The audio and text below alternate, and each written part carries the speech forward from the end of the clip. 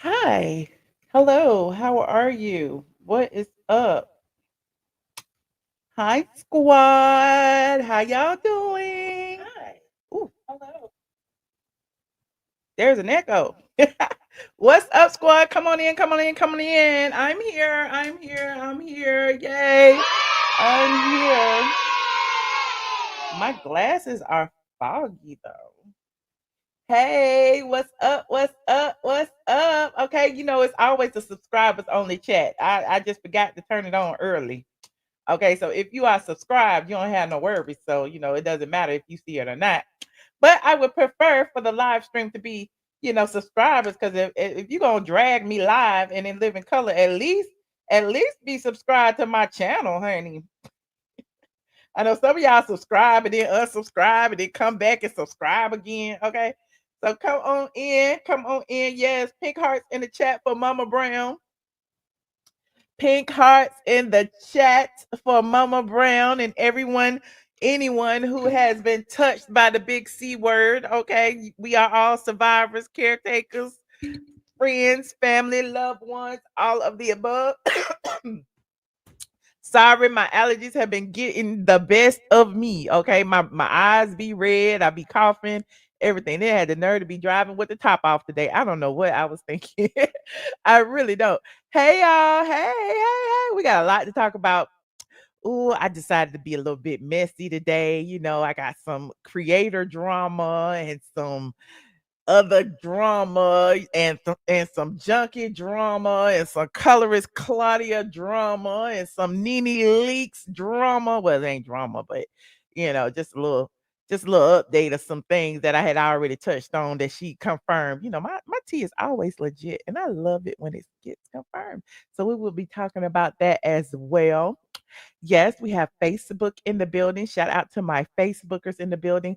We have Twitch in the building. If you are not subscribed to me on Twitch, please do so because I'm trying to build up my platform over there on Twitch because us bloggers have to be on multiple platforms or else we'll go broke and be begging people for jobs, okay, like Junkie, okay? I'm just saying, if you just on one platform, you can't depend on that one platform to be paying you like all these other platforms. I'm just saying, that's why I be on Facebook, TikTok, Instagram, uh, uh, uh, uh, Twitch, X. What else do I be? Y'all know where I be at. I be everywhere. Yes, you ain't no blogger. I ain't no blogger. I just tell the truth. I just be a blogger, honey. I'm not ashamed about being a blogger. People be trying to act like that's a bad word. I was a blogger before y'all knew what a blogger was, okay?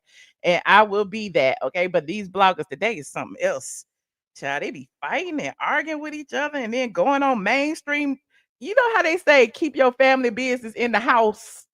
They be going on mainstream media and accusing each other of doing stuff that ain't. It's the whole beef section all over again, but we're gonna talk about it. But I'm just giving y'all a little time to mosey on in. Okay, how y'all doing? Everybody doing well? I got on my favorite color today. I'm really excited. Red is my color. That means it's gonna be hot. It's gonna be fire in here. Okay. Thank you so much. Thank you so much. We are streaming live on Facebook, on X, aka Twitter, on Twitch, and on YouTube. I would do live on TikTok, but I don't be wanting to put my phone on here and then y'all don't, the TikTok people won't be seeing exactly what I'm talking about. But yeah, I go live everywhere if I can, but for now, these are where we are. Okay. But before we get started, y'all know the drill. Like this video and subscribe if you are not subscribed. And we will get started after this very, very brief introduction. Get ready. You about to be an ATLien. Get ready, because you about to be an ATLien. That's her being a blogger. More than a blogger. That's her being a blogger. You are more than a blogger. I am more than That's her being a blogger. all of is my son. Okay, that shit is I am more than a blogger. The blog goddess, the blog goddess, the blog goddess, Michelle is here. Yeah. The blog goddess, the blog goddess, the blog goddess, Michelle is here. Yeah. Autumn is her son. Yes. Autumn It's her son. Yes. Say Autumn It's her son. Yes. Say Autumn is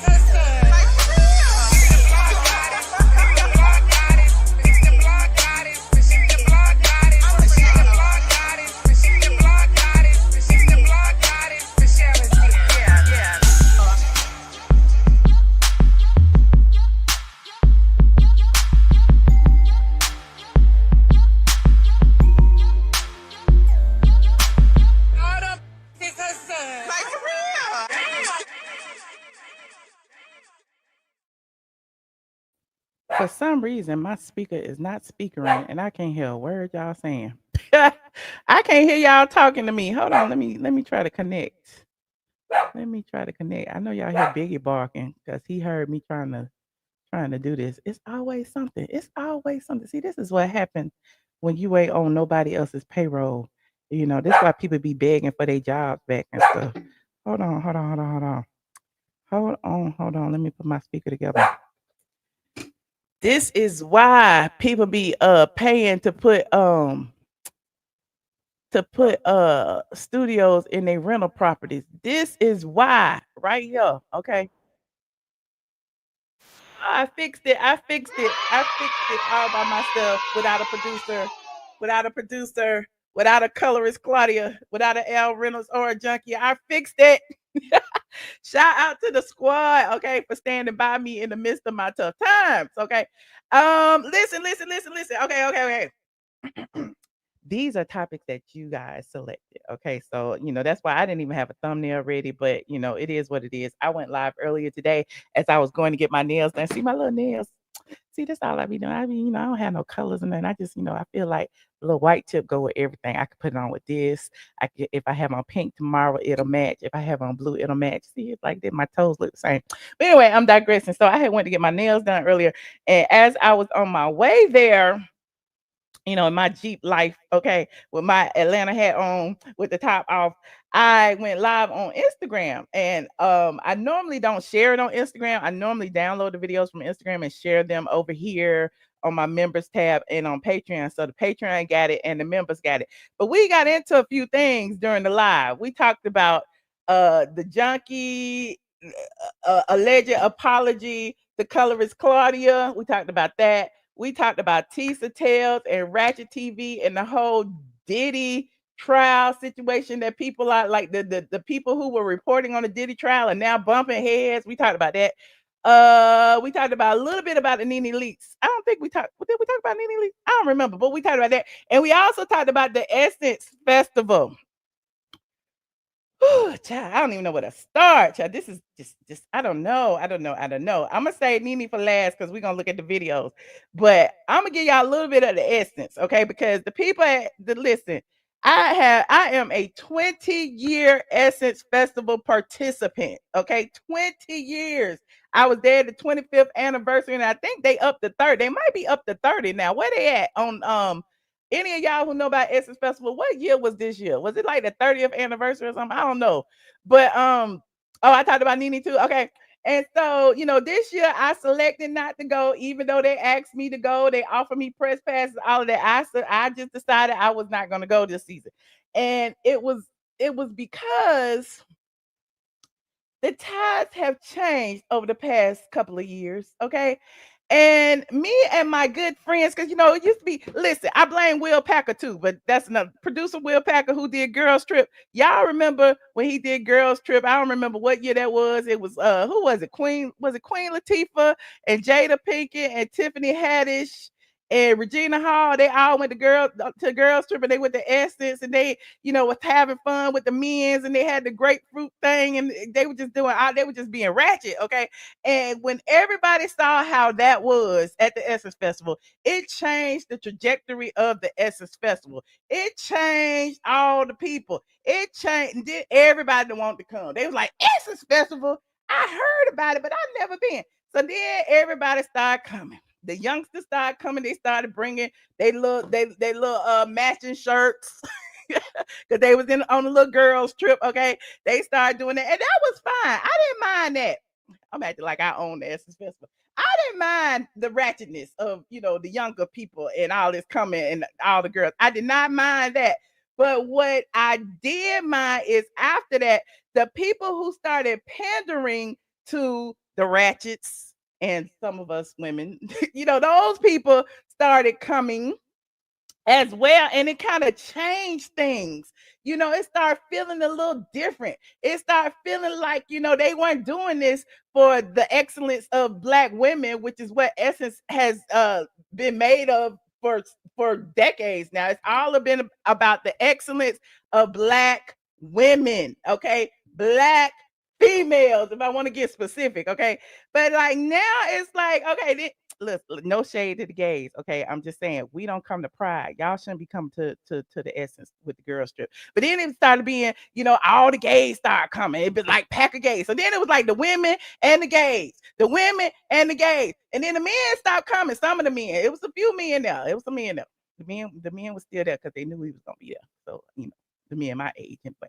But the men stopped kind of, slow down or whatever. And then it was like, because it was just the gays and the women. It's like, we gonna let the gays and the women have fun. And we was like, I don't know. It was fun with the gays for a minute. But now we want it back to what it was. We want the girls and the guys and the straights. And see, I'm being facetious, but I'm serious, okay? And then, okay, like I said, it was the people that was pandering to the women. You said straight women go to Pride. Okay, well, I mean, listen, Nene goes to Pride. When Nene had well, she get paid to go to Pride now, Quentin. I mean, let's be honest here, okay? But anyway, I'm digressing. Then it became a situation where now this season I saw some panels that they was talking about women and women's reproductive rights and all kind of stuff, and they had a trans woman up there. And listen, I don't have nothing against the trans. I have something against one trans, well, one cross dresser, but I have nothing against the transgenders. I don't care what y'all say. I'm not transphobic. I'm not scared of the trans, okay? But I felt, and a lot of people that I have talked to on the side, some of my peers who will not say it publicly, they felt that was a travesty. Okay, it was Shamia Morton and Eva Marcel, I think, and then somebody else, and then it was the Dominique person that allegedly stole $100,000 from some transgender advocacy group. Okay, they was sitting on the panel together, and they was like, "Well, why is this person up here with us? Like, I thought it was supposed to be about black women." Y'all talk about it now, but shit. Listen, don't shoot the messenger. Listen, I am just a vessel. I am just a vessel because I talk to a lot of people. So they were like, saying little stuff about that. Like now they feel like it's an agenda to kind of compile the black women's struggle with the transgender struggle, and they not feeling it. Okay, I'm just saying they not feeling it. Then somebody said that T.S. Manhands was there. Then they said they had queer spaces, which it is what it is. Everybody had something different because they had black excellence brunches, they had white parties. They always have parties on the side. But it was like a whole different kind of vibe. Then the tickets were like different. Okay. In the past, like I told you, I've been to Essence 20 times. Okay. In the past, all my tickets was free. So I can't speak on like what you bought. But then some of my friends have bought tickets. So I speak to that. You buy a ticket, right? You buy either a VIP ticket or whatever, a package for 3 days, a 1-day package or whatever you buy.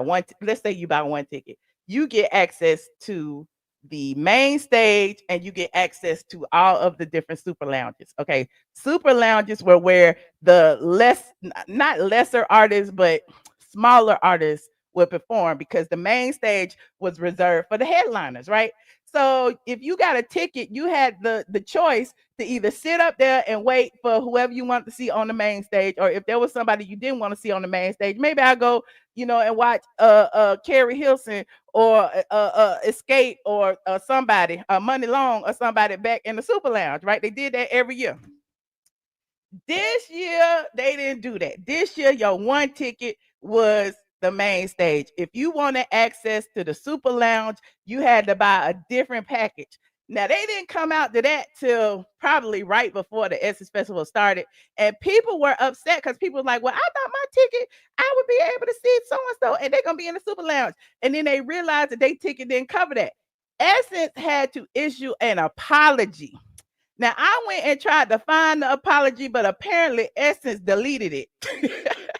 They issued an apology on Essence, which basically said, hey, we got it wrong this year. We were trying something new, and we thought that, if we charge extra for the super lounges and we would have a different experience, and we're going to call it the VVVVIP experience. Clearly, they had been watching Zoolander or something. They said we're gonna call it the VVIP experience, and it didn't work, and we apologize profusely because we've gotten so many complaints. However, we'll fix it next year. And to the people that were there this year, they was like, the hell, like I done spent all this money and I still don't get what I want. So people were upset. Now it's people trending on the Twitters. It's people trending everywhere. Everybody got a think piece about the Essence Festival. Now, there's one person that I follow. I thought this was very, very interesting because Crystal Moore said, and I'm going to read this verbatim. Shout out to Crystal Moore. She said, let's be real. The low attendance, the lackluster vibes, low sponsorship levels, Essence Festival won't be around in 5 years if they don't make some major changes. Where are the people? Okay, so people have seen like what the Superdome looked like. It was empty.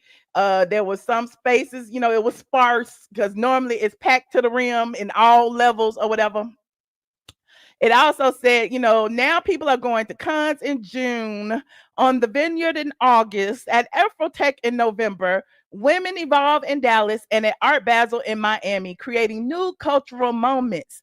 People are still investing in big Black experiences. They're just not choosing Essence anymore. Okay. And so it's interesting that, and then she offers some suggestions on what people should do to change it. Now, you said that post is still on Instagram. Okay. Oh, you said the apology post is still on Instagram. Oh, child, let me go look for it. And so it's been really interesting to see like how many people have been blaming this. Now, I told you my friends in my age group feel like it's gay agenda, it's the trans agenda, and they mad because they feel like the transgender is trying to, bogart into, Black female spaces. And it's interesting how they're trying to put the Black woman struggle and the trans struggle as one, as if all trans are Black. We don't like that. Okay, it's some white trans. Why y'all not bogarting the white female spaces? But I'm digressing. But the other argument is that people are saying that it's no longer African descendant of slaves, that somebody who the person who bought it doesn't have a historical context of what the Black experience is. And so that's another argument, okay, that they are tethers, that these people are from Africa and they bought it, and they now they are, projecting like Caribbean experiences and African experiences, all of that, and it's different. And I don't know about that because I don't necessarily mind that because we all Black at some point, American descendants of slaves. Thank you so much, Black Cherry. But yeah, it's interesting. You said there are intersecting erasures going on, but most aren't mature enough for that conversation. And that's what I mean, Amina. That's why I'm trying to like tiptoe over it. But I'm just, being the deliverer of the news, because I do have several female friends who would normally go every year who chose not to go this year. And I have some that went this year who said they wish they would not have gone. So, it's just interesting to see, what's been going on with the Essence Festival. Also, on its own site earlier today, this particular post has been going viral, where this young lady on I guess it was on TikTok, was basically saying blaming saying that Black American heritage is being pushed out of the Essence Festival. And hold on, let me get in here so I can play it. Y'all know the drill. Copyright disclaimer in Section 107. The Copyright Act allowance is made for fair use. So the caption says, some folks say the Essence Festival isn't highlighting Black American culture like it used to. One woman even asked, should we boycott? Do you think the Essence Fest is moving away from its roots, or is it still a celebration of us? Sound off below. And there go my little comment. I'm messy. I said a lot of people who used to attend didn't this year. I think there was already an informal protest at play. Essence has totally missed the plot. Okay, and the plot being the Black American heritage plot, the plot meaning the intersecting issues plot. Like there's several things at play here that are causing the attendance to go down. But let's listen. Black American heritage at Essence Fest. So it's night one or night two, and there is a lot of complaints coming through, and the common consensus is the culture has shifted. It no longer feels like us. And honestly, that makes sense because the people in charge now do not value Black heritage. Essence Fest used to be known as the Cookout. It was created in 1995, created to center Black American heritage, the music, fashion, beauty, political power. It was basically like the family reunion created by Black people for Black people. Soul food, a little gospel, a little trap, NOLA. It was a culture that you felt deep in your chest. It was amazing back in the day. If y'all didn't go at least 5-10 years ago, y'all missed it, okay? But now, not so much. It feels somewhat curated, corporatized, and it no longer feels like it centers us. And another thing, the reason a lot of people feel like it didn't center us this year is because Target was a sponsor. And it's like that was a bit tone deaf considering that, we have been, well, some people have been boycotting Target for their DEI practices, but, The our current lack of CEO of Essence is a former DEI executive for Target. So the very thing that Black Americans are protesting, she was the center of, and now she's the center, well, she's the head, the CEO of Essence. Upon more research, I found out that she is originally from Kenya, and she moved to the US when she was about 10 years old. The point of me bringing that up is she doesn't seem like she values Black American heritage, because oh, this is deep. if she did care, the festival will still reflect the very people it was built for. And seeing as though that's not the case, I can't help but think that she does not value Black American. What happened to Black American heritage at Essence Fest? Center of, and now she's the center, well, she's the head, the CEO of Essence. Upon more research, I found out that she is originally from Kenya, and she moved to the US when she was about 10 years old. The point of me bringing that up is she doesn't seem like she values Black American heritage, because if she did care, the festival will still reflect the very people it was built for. And seeing as though that's not the case, I can't help but think that she does not value Black American heritage. Instead, it's become a space that uplifts everyone else aside from Black American heritage. That shift is starting to feel really intentional. Local Black vendors are being pushed out. Local creators and influencers are overlooked completely, all while being the very representation that is needed for Black-centered heritage in the South. It doesn't make any sense to me. It has slowly become a place that has been curated for optics and not community. This very thing is exactly what I was center of, and now Culture means earth, motherland, Africa, originality. So yes, whatever it is, if you're African, go back to Africa and connect to your source. Thank you. This is Oh, wait, that was an another one. example of why many people feel the way that they do. She has not once acknowledged Black American culture. That's disheartening because Essence Festival is specifically for Black Americans. We're welcoming of all communities, but why can't we get any shine or recognition or acknowledgement for what this festival was meant for? And it's no disrespect, once again, to anybody that's African or Caribbean. Love everybody in the Black diaspora. A lot of people that are native to New Orleans have spoken up and said that this display of the Essence Festival is a disrespect to what they've grown up to know it to be. A lot of local vendors that have produced a lot of great food are not showing up there. So people are not actually getting the New Orleans experience. And it's, once again, no disrespect. It's just with our experience as Black Americans, we don't get a lot of opportunities to just celebrate the work that our ancestors have done and what we are contributing to our future. You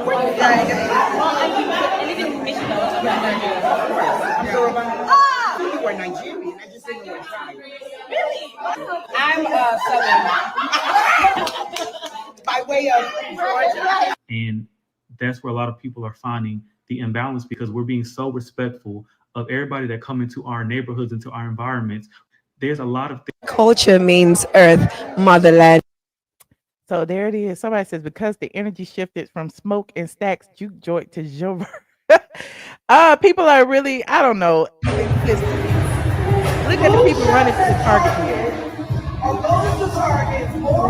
And I know y'all saying the Target was the biggest sponsor, but it's just hypocritical and tone deaf at this period of time, knowing that this is a predominantly African American event. Okay.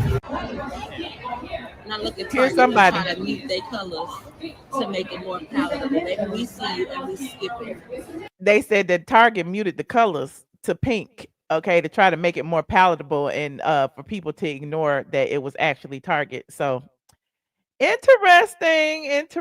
I mean, I'm just, using this for, just for conversation. Y'all let me know. Some of y'all, like, I know some of people are saying that some people are criticizing the event who has never been. Again, I've been 20 times. You can't say that that's me. And I'm criticizing from the sidelines. Show am. And I'm just glad I didn't even go for free this year.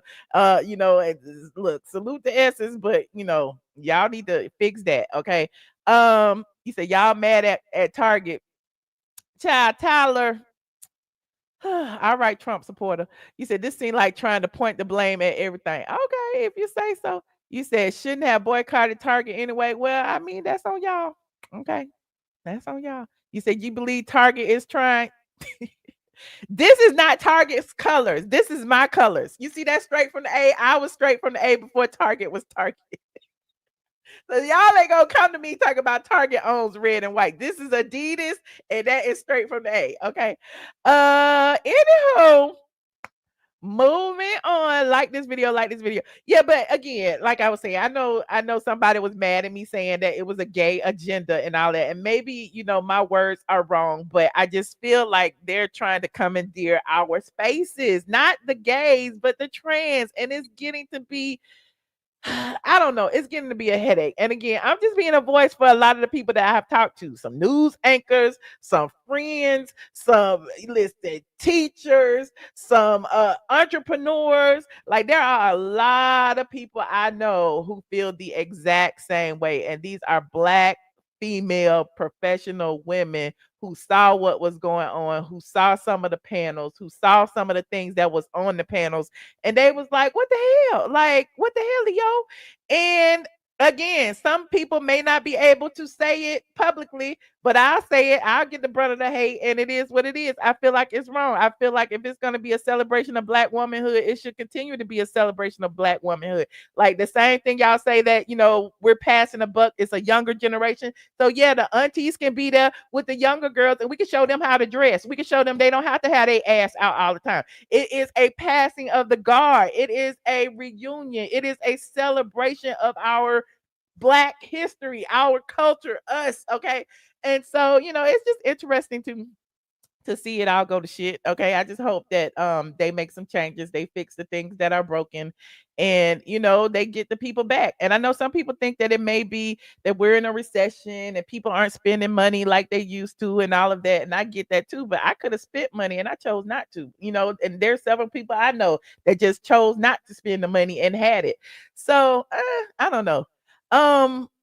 Another thing I might tell y'all. I can't tell. Oh, I wish I could tell y'all. Can I tell them? No, I'll tell y'all on Patreon. Cause then I get in trouble. Cause then let me think how I can say this. A source of mine had told me. A source had told me that they had offered this reality star, and y'all can guess who it is. They had offered this reality star round trip first class tickets to the Essence Festival. They offered her a little bit of money. It wasn't enough, but it was like $5,000 or something like that, to come and sit with T.S. Manhands and talk about issues between Black women and trans.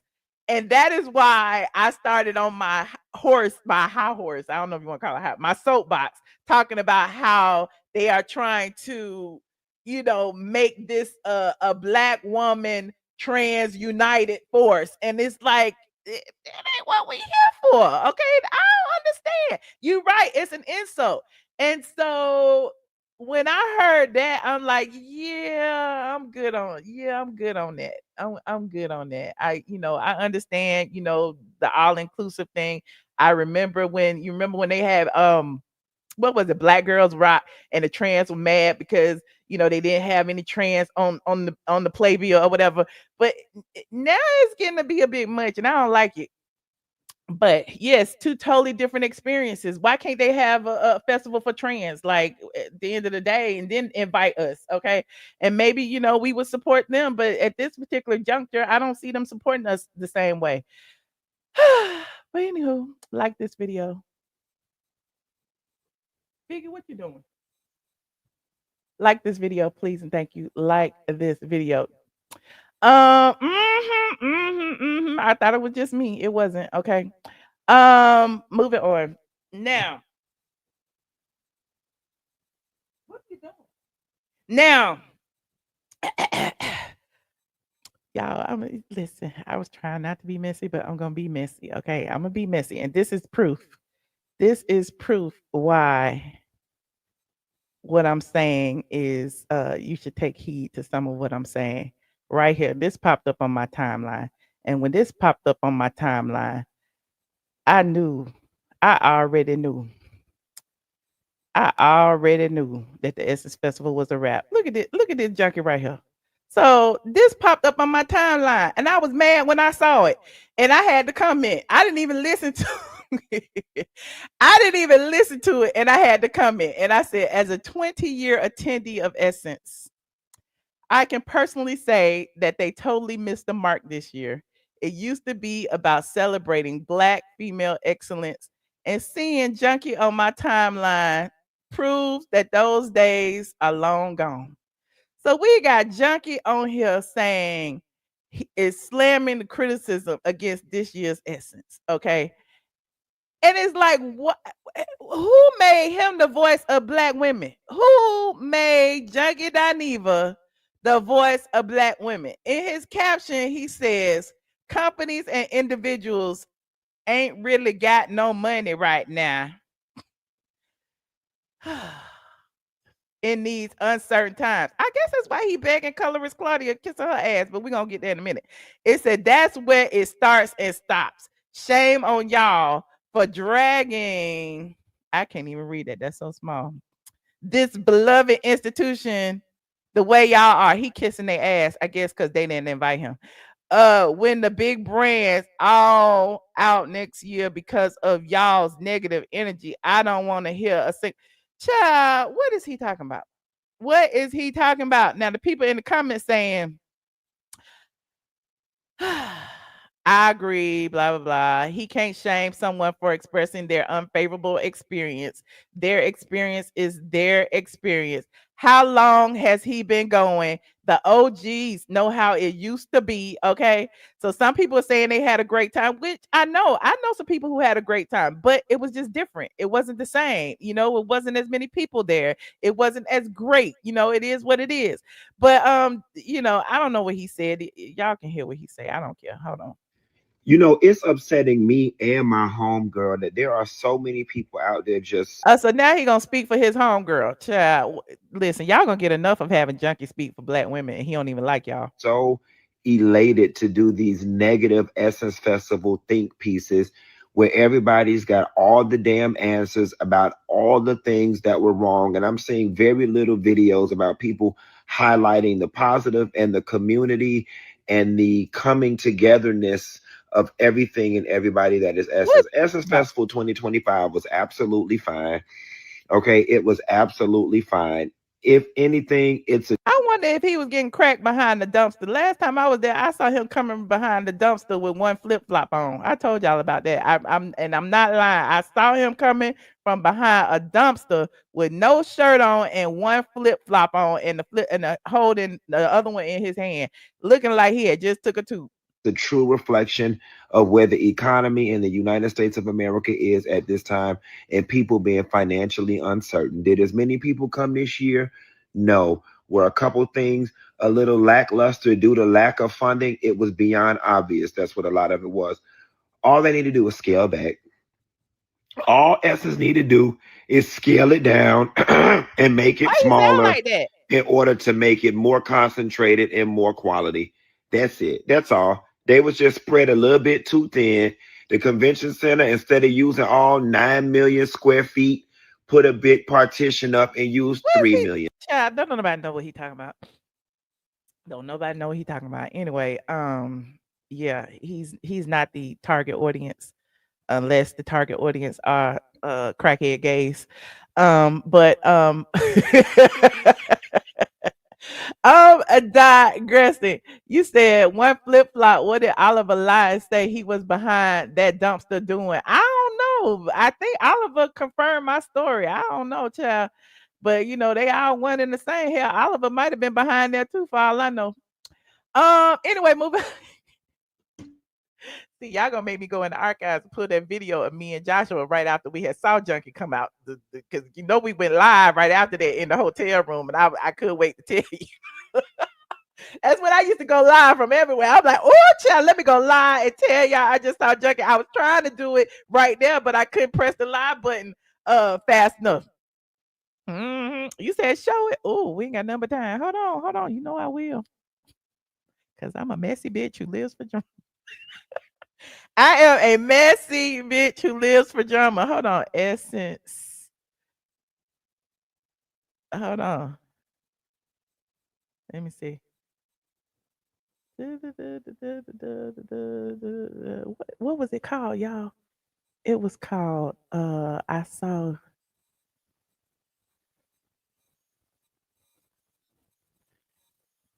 Hold on. Essence ATLien.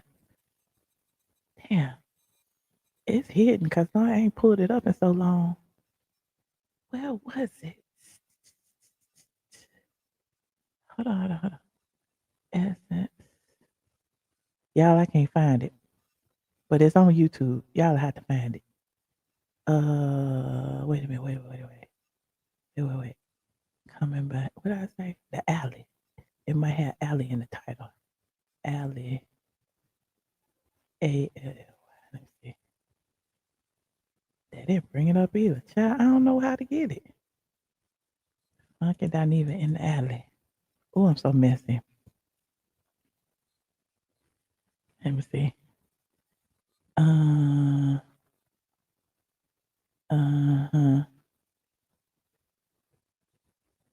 on.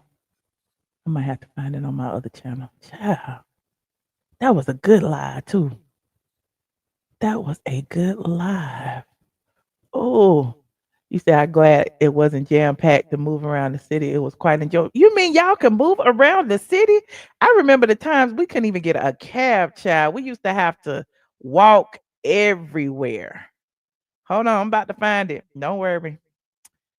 Y'all know it's gonna take me a minute. Talk amongst yourselves for a minute. This is gonna be very entertaining. This is gonna be very entertaining. Essence. In these streets, Essence Festival spotted. So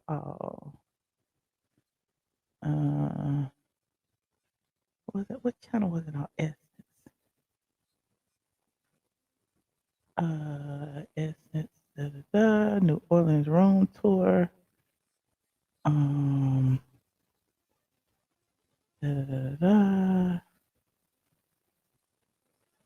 Why won't let me see it?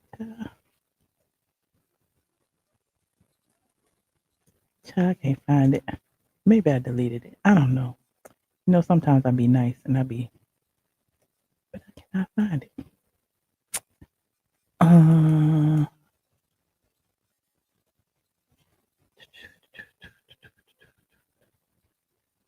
No, it's not on that channel.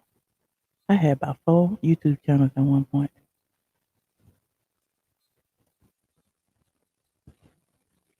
Essence Fest.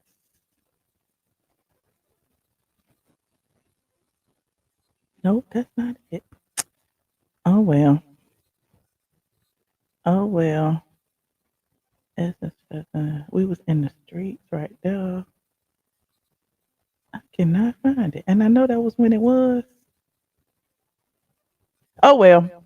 Anyway, I will. You said you'll be asleep by the time I find. That's all right. I might find it at some point. You found it.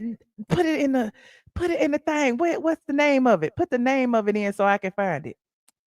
Put the name of it in the thing because I can't remember the name. If I knew the name, it would be easy to pull up. Durant.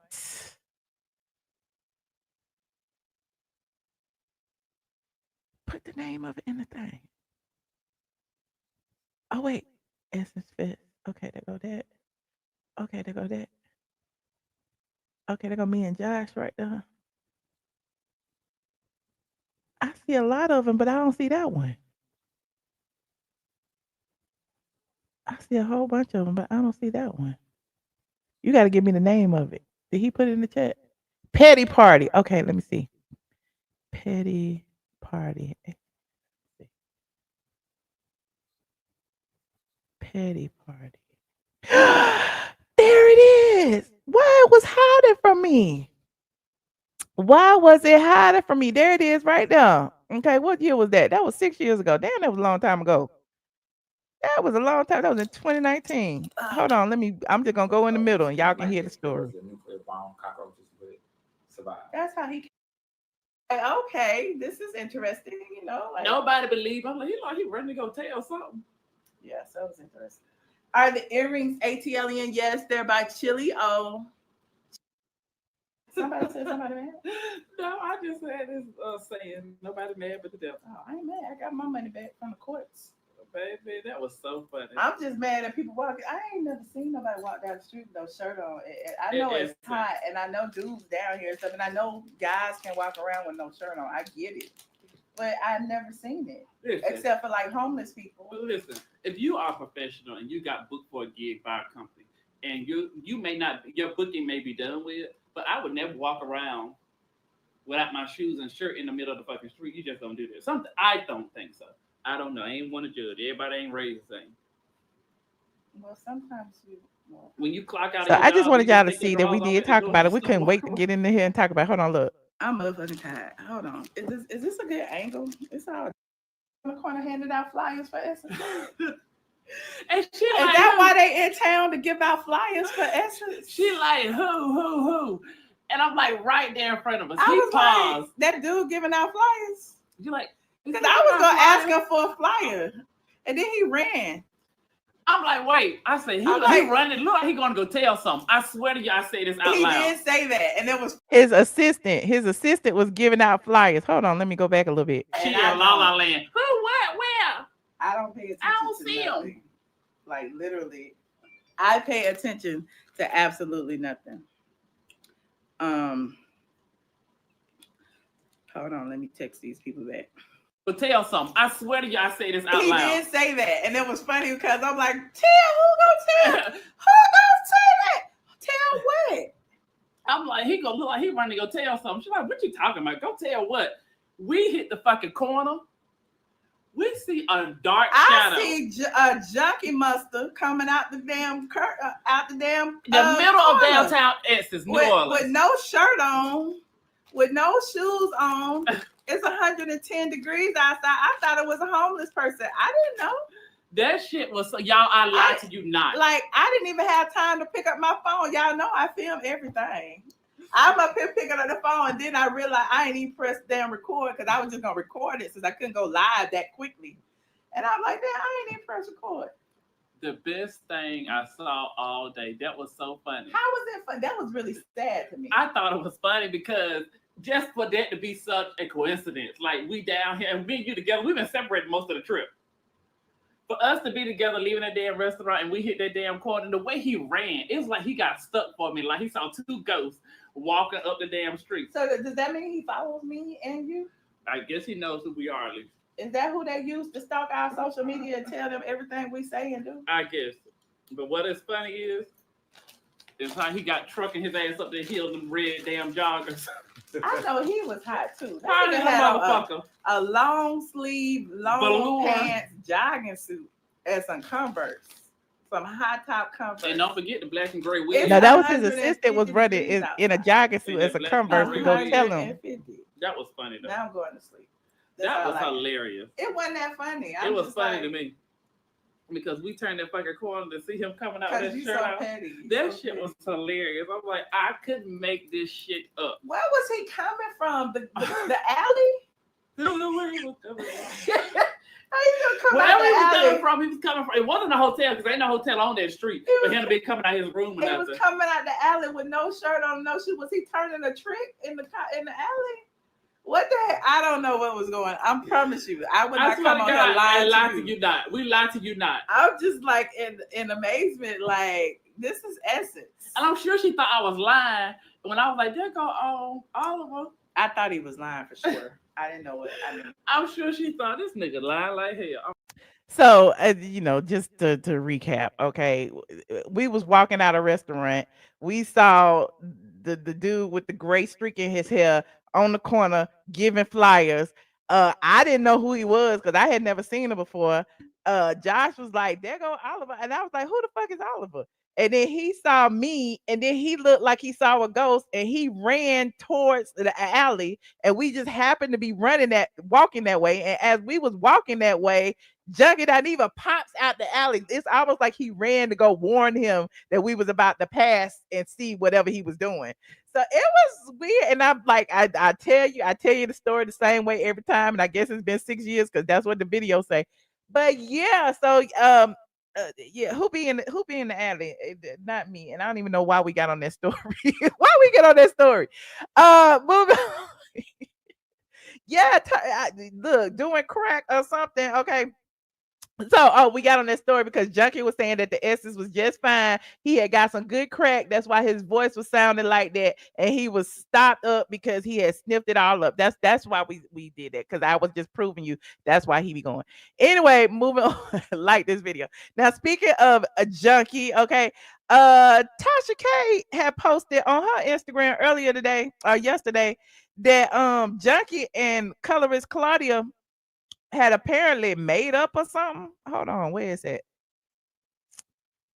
Junkie Dineva, okay, is spinning the block. The media personality says he purposely sabotaged his show with colorist Claudia Jordan back in the day, and now he's ready to make things right. Okay, so here it is. Okay, here it is, and child, let's watch this video. Let me see. Maybe I can find one on YouTube that's clearer. Hold on. Y'all know the drill. Copyright disclaimer section 107 of the Copyright Act. Allowance is made for fair use for purposes such as criticism, comment, using news reporting, teaching, scholarship, and research. What are we doing, ladies and gentlemen? We are researching. Hold on. Let me make this big. Oh, I found one. Hold on, I can make this big. Oh no, not that. Hold on. Let me make this big. And we're going to review the shenanigans. Okay. Junkie Dineva been shopping. Okay. He forgot to buy lotion, but he did buy a fake Burberry short set. Okay. Like we had Oh my God. I thought about it. I said, I ain't really got no issue with that lady. Like I don't like. Yeah, there were some things I didn't like, and I'm sure she can say the same thing about me. I was like, but bitch, Claudia was a good motherfucking time. That sounds so cringe considering that Claudia was crying online and sending out pictures of Junkie Dineva's junkie rental house. Claudia was a good time. Remember when she was crying online with her best friends and said that he had called her a B word and they was going back and forth? Remember when he got online with the wig on and he was drinking a fifth of Hennessy and he said that he had one in the chamber for colorist Claudia? You remember all that? You remember? And I think he was about to spill the tea about how she stole Nene Leak's idea, but he kept it to himself because he was like, he didn't want to burn that bridge. Y'all remember that? He is a saboteur, okay? He is an agent of chaos. He is a junkie. Now let's finish listening to this apology. And look at colorist Claudia with her hook nose eating it all up, okay? She apparently came there. Y'all can't tell me that colorist Claudia did not come there for an apology. I don't care what nobody say. I don't care what the YouTube say. Colorist Claudia came there with her favorite Fashion Nova dress on and her fake gold necklace specifically to get Junkie Dineva to apologize to her in person. Hold on, let's listen. And so I was in my bed the other day Did I reach out to you yesterday or the day before yesterday? Yesterday. And I just texted her. I have not texted her since shortly after we left TGIF. And I said, did you come to the Essence? And I was testing the temperature. See if she. They was at the Essence Festival, child, and apparently he had some little party at the Essence Festival where he was pandering to the black women, like I told you. Okay, he wasn't invited to the Essence Festival, but he decided to go where the money was. Okay, and take y'all money. Okay, yeah, and y'all gave it to him. And colorist Claudia came, and this is where the PR stunt occurred. Now let's finish. She was gonna not answer, or if it was gonna be dry as fuck. And no, it was just normal. She was like, I'm packing my stuff and I'm coming. So I was like, okay, she met me with a spirit of reconciliation. So I was like, well, look, I'm having a party. And I was like, you should come. Then I hit her back and I said, ooh, bitch, I sure wish you want to find out. We should see what. And she said, oh, I can't wait to see the comments. So clearly, look, they all in the center of the thing with all the people around them, with the few people. It wasn't a room full of people, clearly, but it was a little sparse, and the people were scattered all around the room, and they were the center of attention. It seemed like a stunt to me. I want to work with you again. Not the begging and the pleading. I want to work with you again. Yeah, lightning in a bottle. We just fucking did. The space is there for us. Maybe Iyanla need to come in and sit down with all of us. I don't want no niggas involved. But here. Not the N-word. Here's what I'm saying out loud and in color. I want a deal where all of us come in equal pay, equal say so. Oh my God. Y'all said this was an apology. How he sitting here talking about pay? Wait a minute. Did they have a deal already? Like, how he gonna sit there? First of all, are you apologizing or not? Like, at what point did it come to I want equal pay? This is weird. Like, who's the celebrity? I thought colorist Claudia was the D-lister and Junkie was the Z-lister. So how is he demanding to be paid the same as the D-lister? I don't get it. Neutral producers, not you know who and you know what. We will work again if you're open to it.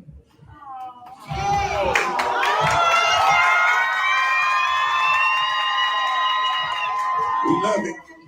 Thank you for that. They listen, honestly and truly, they are both two peas in a pod. Claudia is a person who steals ideas from people and tries to market off of them. She does not like black women, okay, because she wasn't raised by one.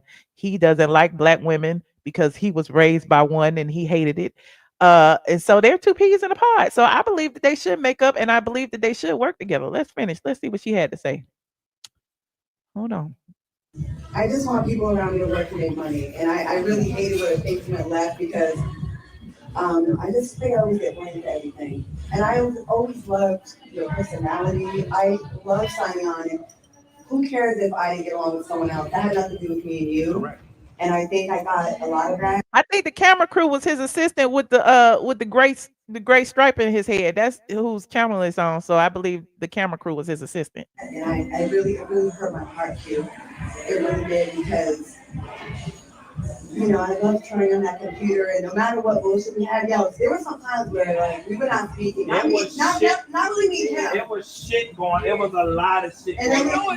So how are you gonna do a video at the Essence Festival with your former co-host and disparage a whole network, an entire network, the Fox network, and say that shit? It was a lot of shit going on at the Fox network, and think that another network will want y'all. This is weird. And then we had a really ghetto executive producer named Joyce, so we tried.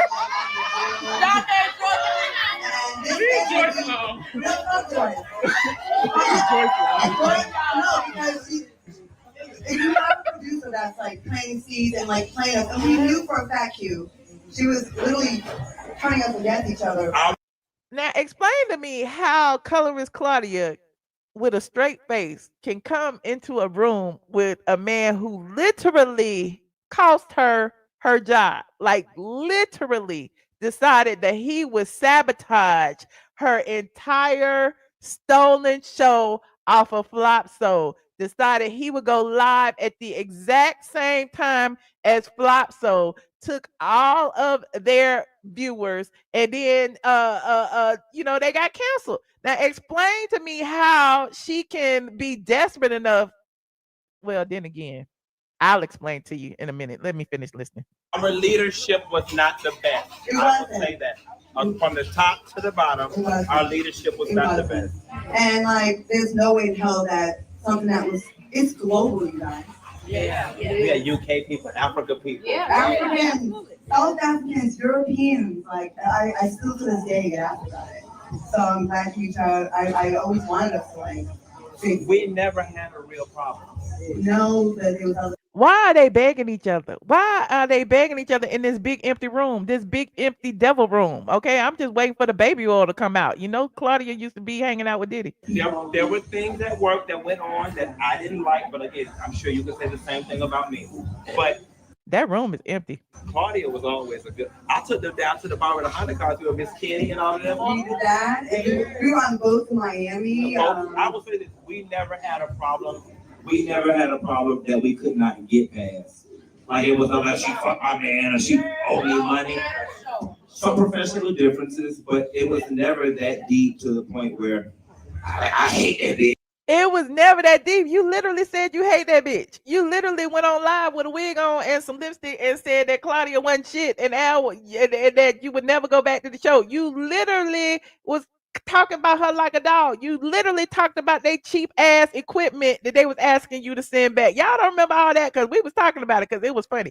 You literally had colorist Claudia over there crying with her best friends talking about Junkie Dineva called her a B word. Okay, y'all don't remember that? He literally was saying so much about her on social media that she claimed she had to block him. Y'all remember that? It's like I quit before it got far. I just left. Hold on. Everything back is long. She said, can I tell them you had nothing to do with me quitting? Look, colorist Claudia literally sent a screen grab of his nasty house to a mutual friend, and I seen it. She literally did that, and don't ask me how I know. Well, I just told you. I seen it with my own two eyes. So as an individual, you didn't, but what you and Al had going on there with Joyce, that was a lot for me. And because I didn't So they literally literally is the word of the day. They're literally sitting up here and going through everything that happened. And Joyce and Al and this had happened and I didn't like and that. Is this supposed to be a party? Did the people pay to come to this party to hear this Tubi movie that Claudia and fucking and rehearsed on the phone before she got there? The money, I didn't need the aggravation. So directly out of. And look at Claudia trying to take the mic. This funny. Look at her trying to take the mic. For me. And because I didn't need the money, I didn't need the aggravation. So I didn't need the money. You need it now, honey. You need it now. How you don't need a money and you sit up there renting a house? How you don't need anybody who is renting a house and trying to do a studio in the basement of a house that they are renting needs the money, okay? Directly out of my mouth to your ears, Claudia Jordan is not the direct. Well, I quit over $250. I didn't feel appreciated by Fox, so them hoes wouldn't even give me no goddamn. I said, if you won't give me the $250, can I have some health insurance? And you got on Twitter, was like, a bitch getting it from SAG. You did. Now you know he need the money because crack costs a lot of money, cocaine costs a lot of money, and alcohol costs a lot of money, especially when you drink it like water. Okay, he definitely needs the money. Now, I wanted it from them hoes, but nevertheless, let's build. Fuck it. You from Tasha K post this bitch.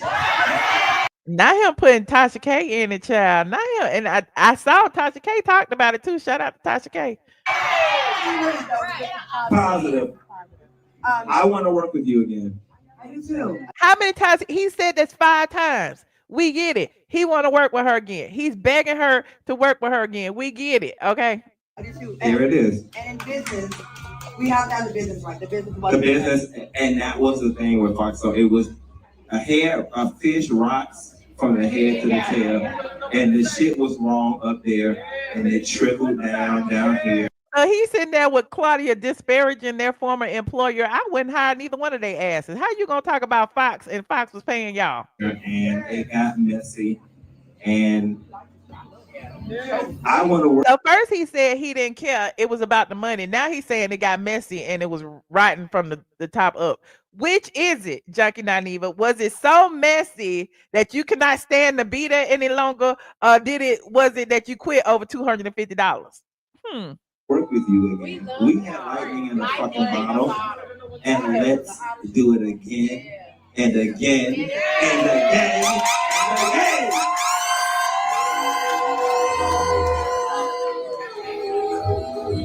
You want some of the Hook Nose, Colorist Claudia, and Junkie Dineva have made amends.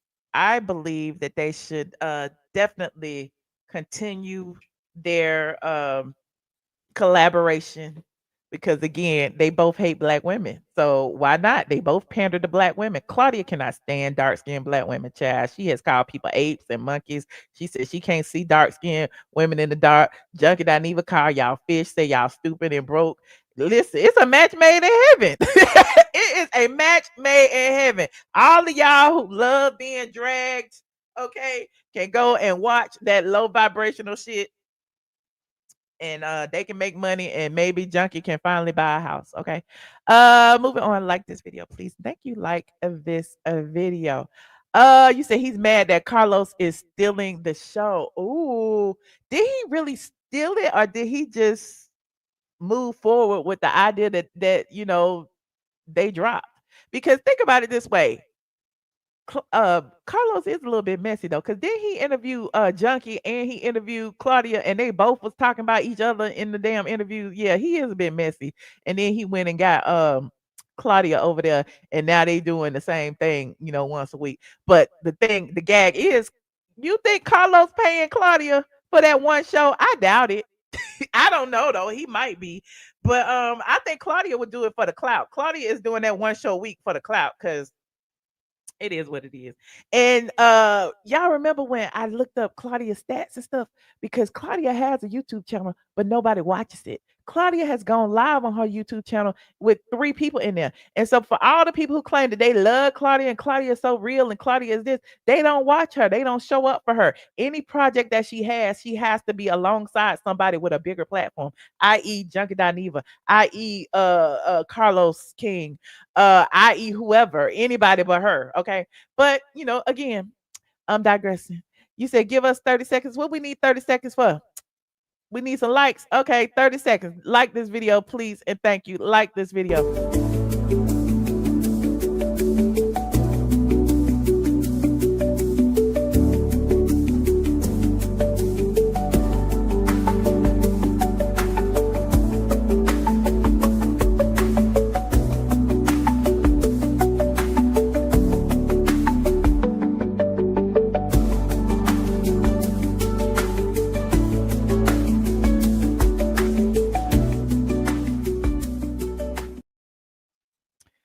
Thank you so much for the likes.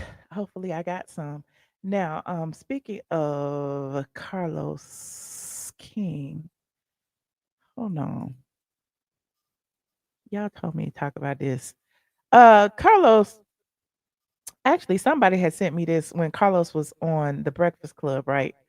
And I said that he kind of lost me when he started talking about Porsha, but y'all want me to talk about it because he talked about Porsha. Hold on, let me find it. Hold on. Was it this one?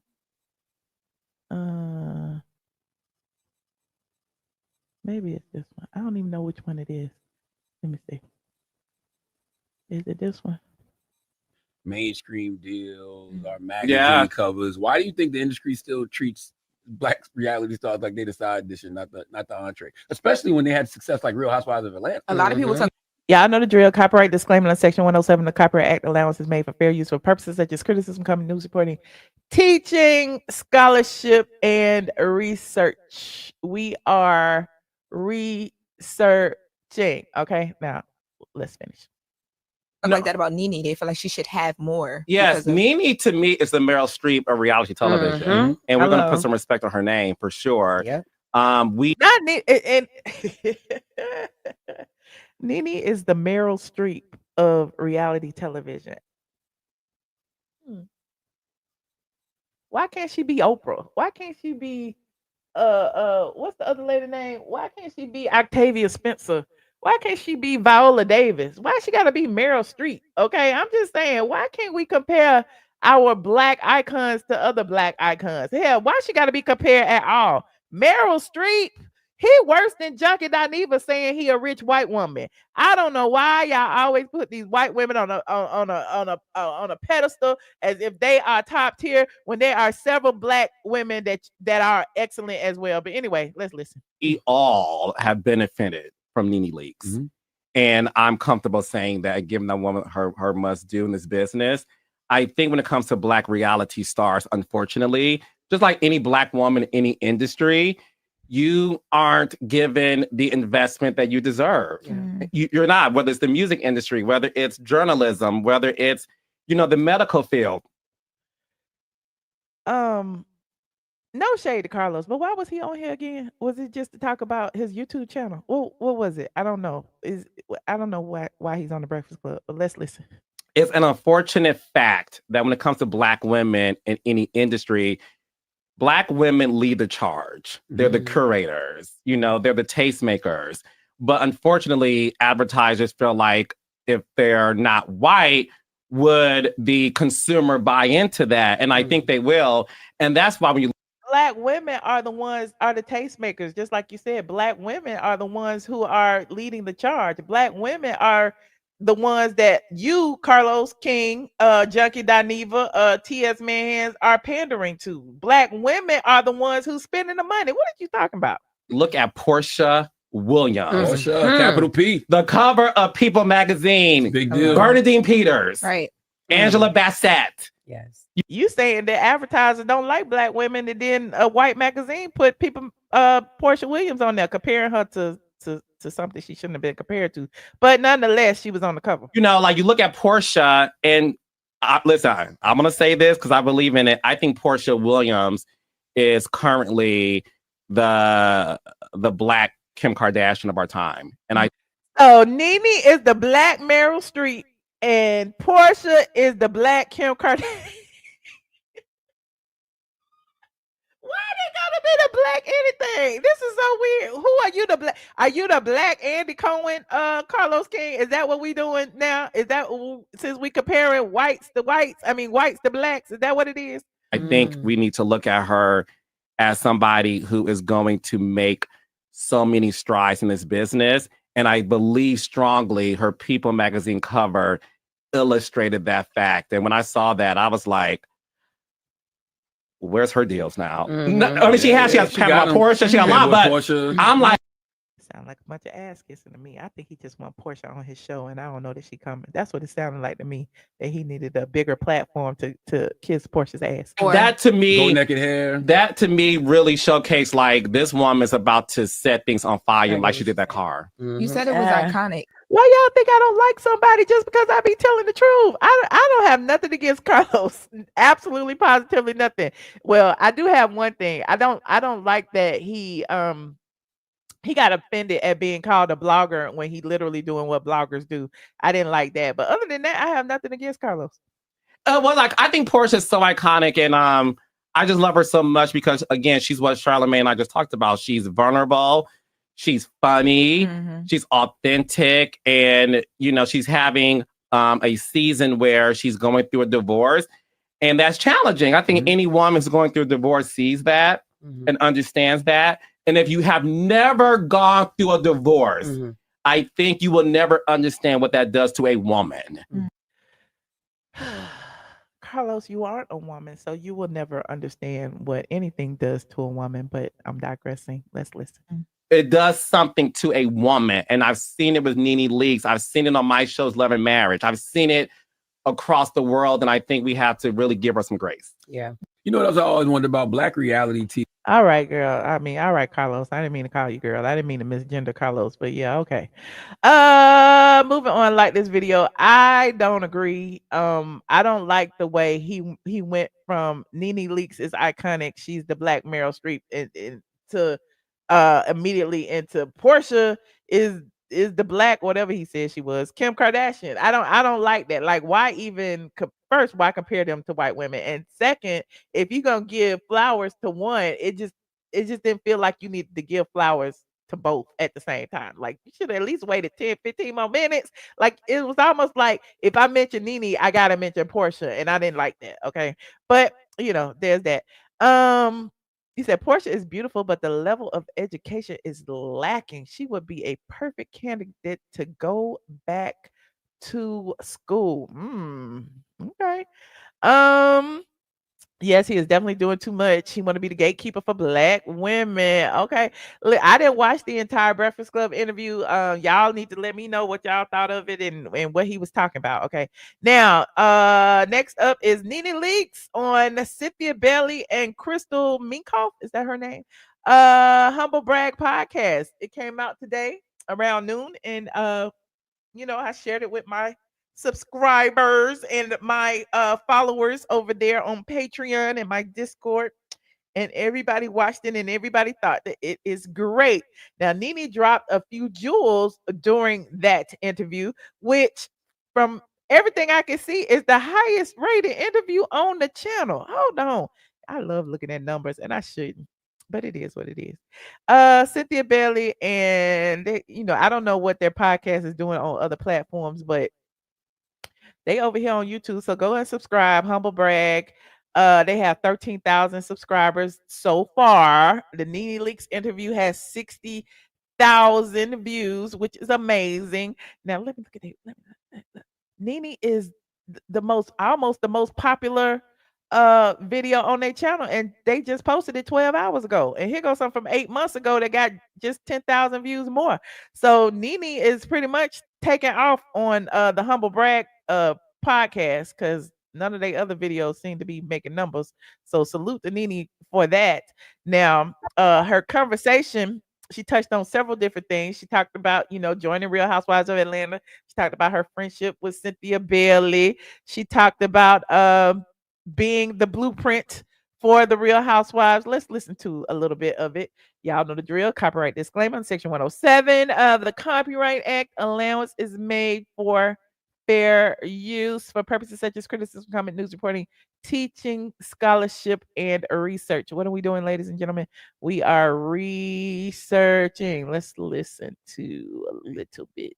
That was our mission, is how to get the check. So when I started Real Housewives of Atlanta, I think it was 2007, something like that. 2007, 2008, I think, when we first premiered. But remember, we shot a pilot. And you were part of the first pilot. Were you the first housewife to be housewife to be cast in the end, right? And then we shot our pilot, and then they shopped it, and then, I had to get picked up, and then we started shooting the first season. So it was kind of almost like 2 years. No, I literally thought I was just doing some, like, seriously, like I'm just doing some, even when I was told my husband at the time, he was like, okay, like, we never just thought of it as anything, honestly. Right. Did you have any?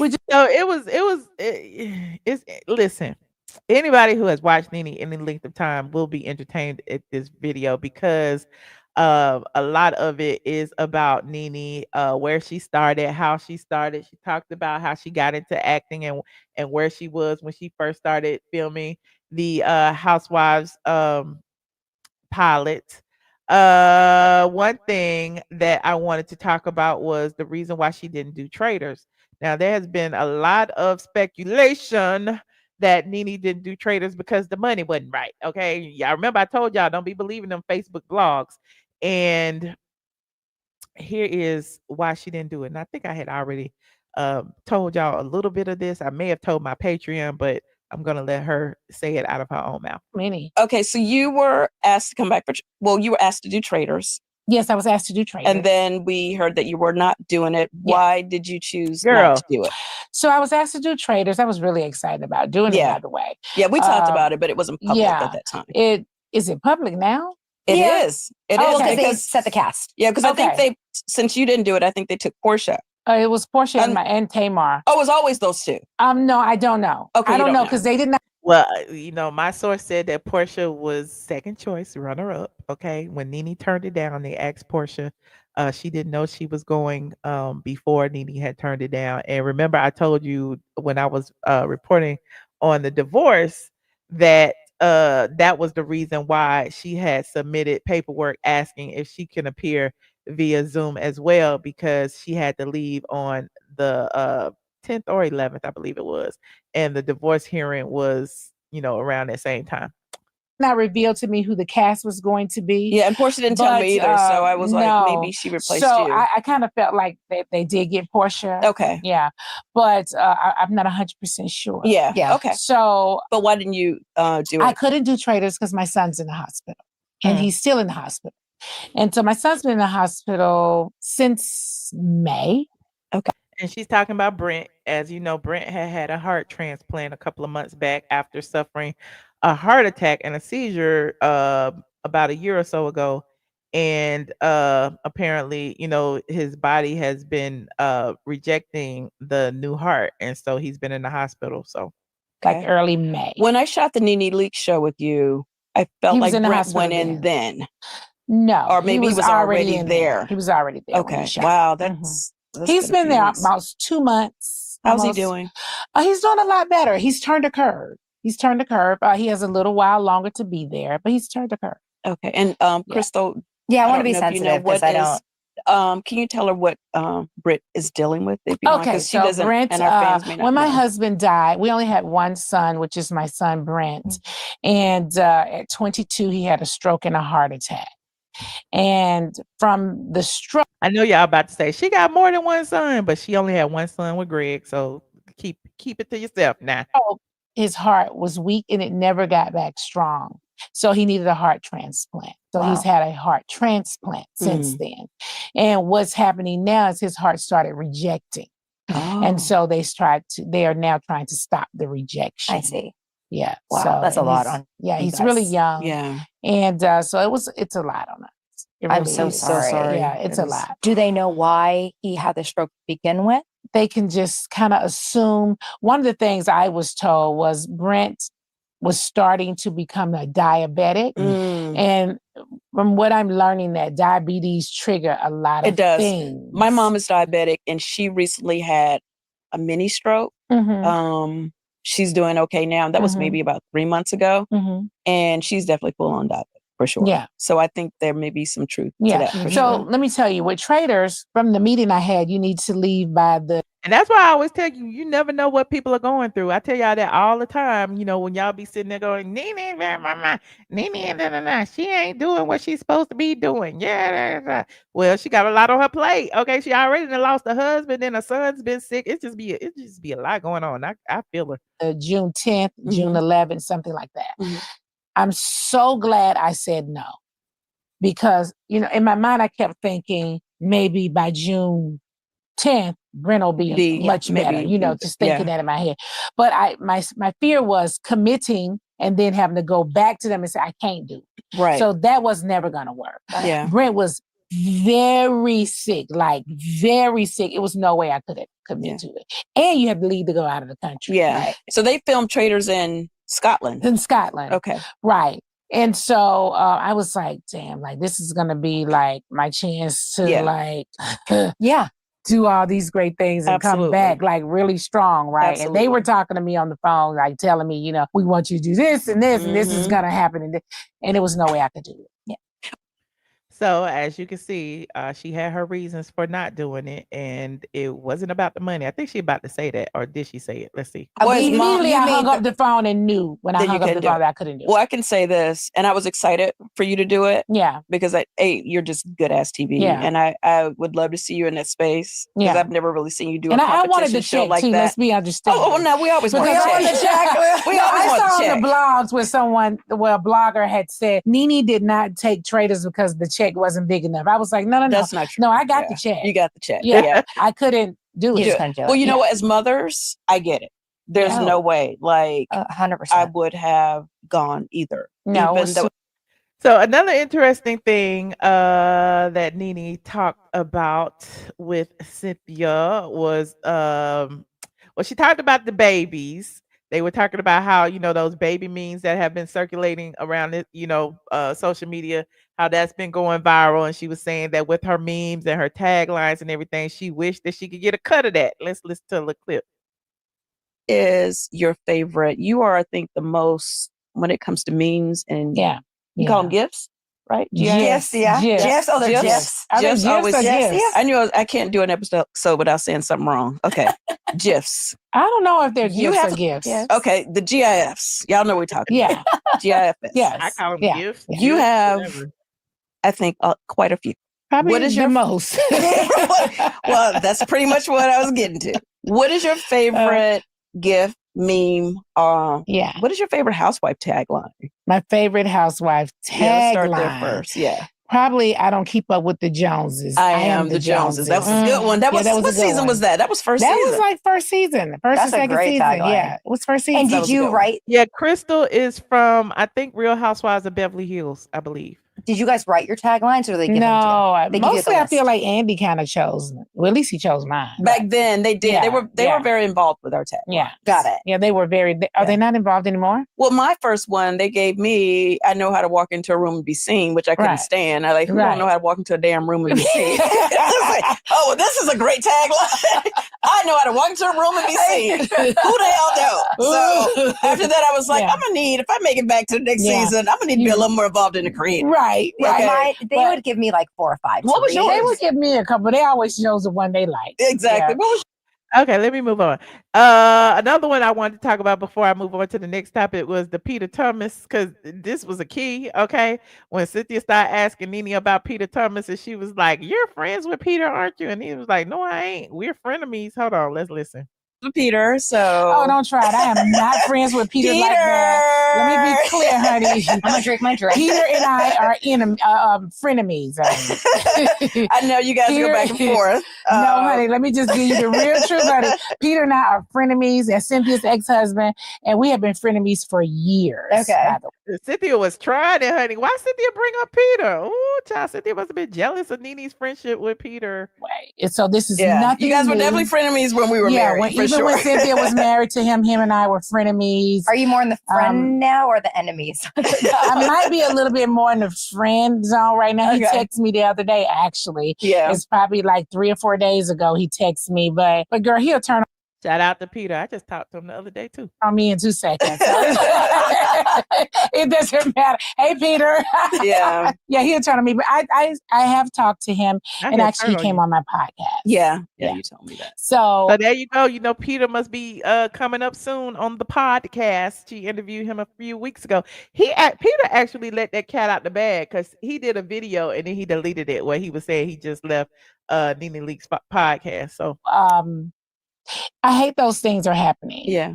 You know, I can't wait to see him on the other side. Yeah. Of it. I feel the same way. I'm glad that he is just taking Yeah. accountability and just getting Yeah. it over with so Yeah. he can come back and live his life. Yeah. And he know? did. Yeah. Even on my podcast, he spoke about it. Yeah. Mhm. I Yeah. can respect the way he owned that. Yeah. And, Yeah. you know, You're a totally different woman outside of being Peter's wife. You know, he Yeah. was Peter's wife, it was totally a Yeah. different thing. yeah.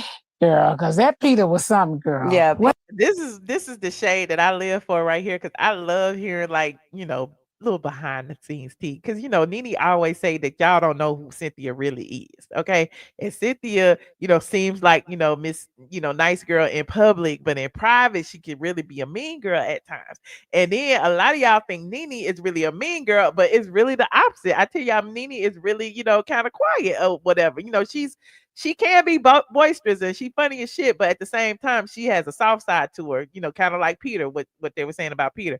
Now, here it is. She about to call out Cynthia. What was she like? Peter was like, when we first started the show, the husbands were not as involved in the show until Peter came on the show. When Peter came, they were like, Peter okay, came let's and go. lit it up with everybody. He was over that fight with everybody. Cynthia like?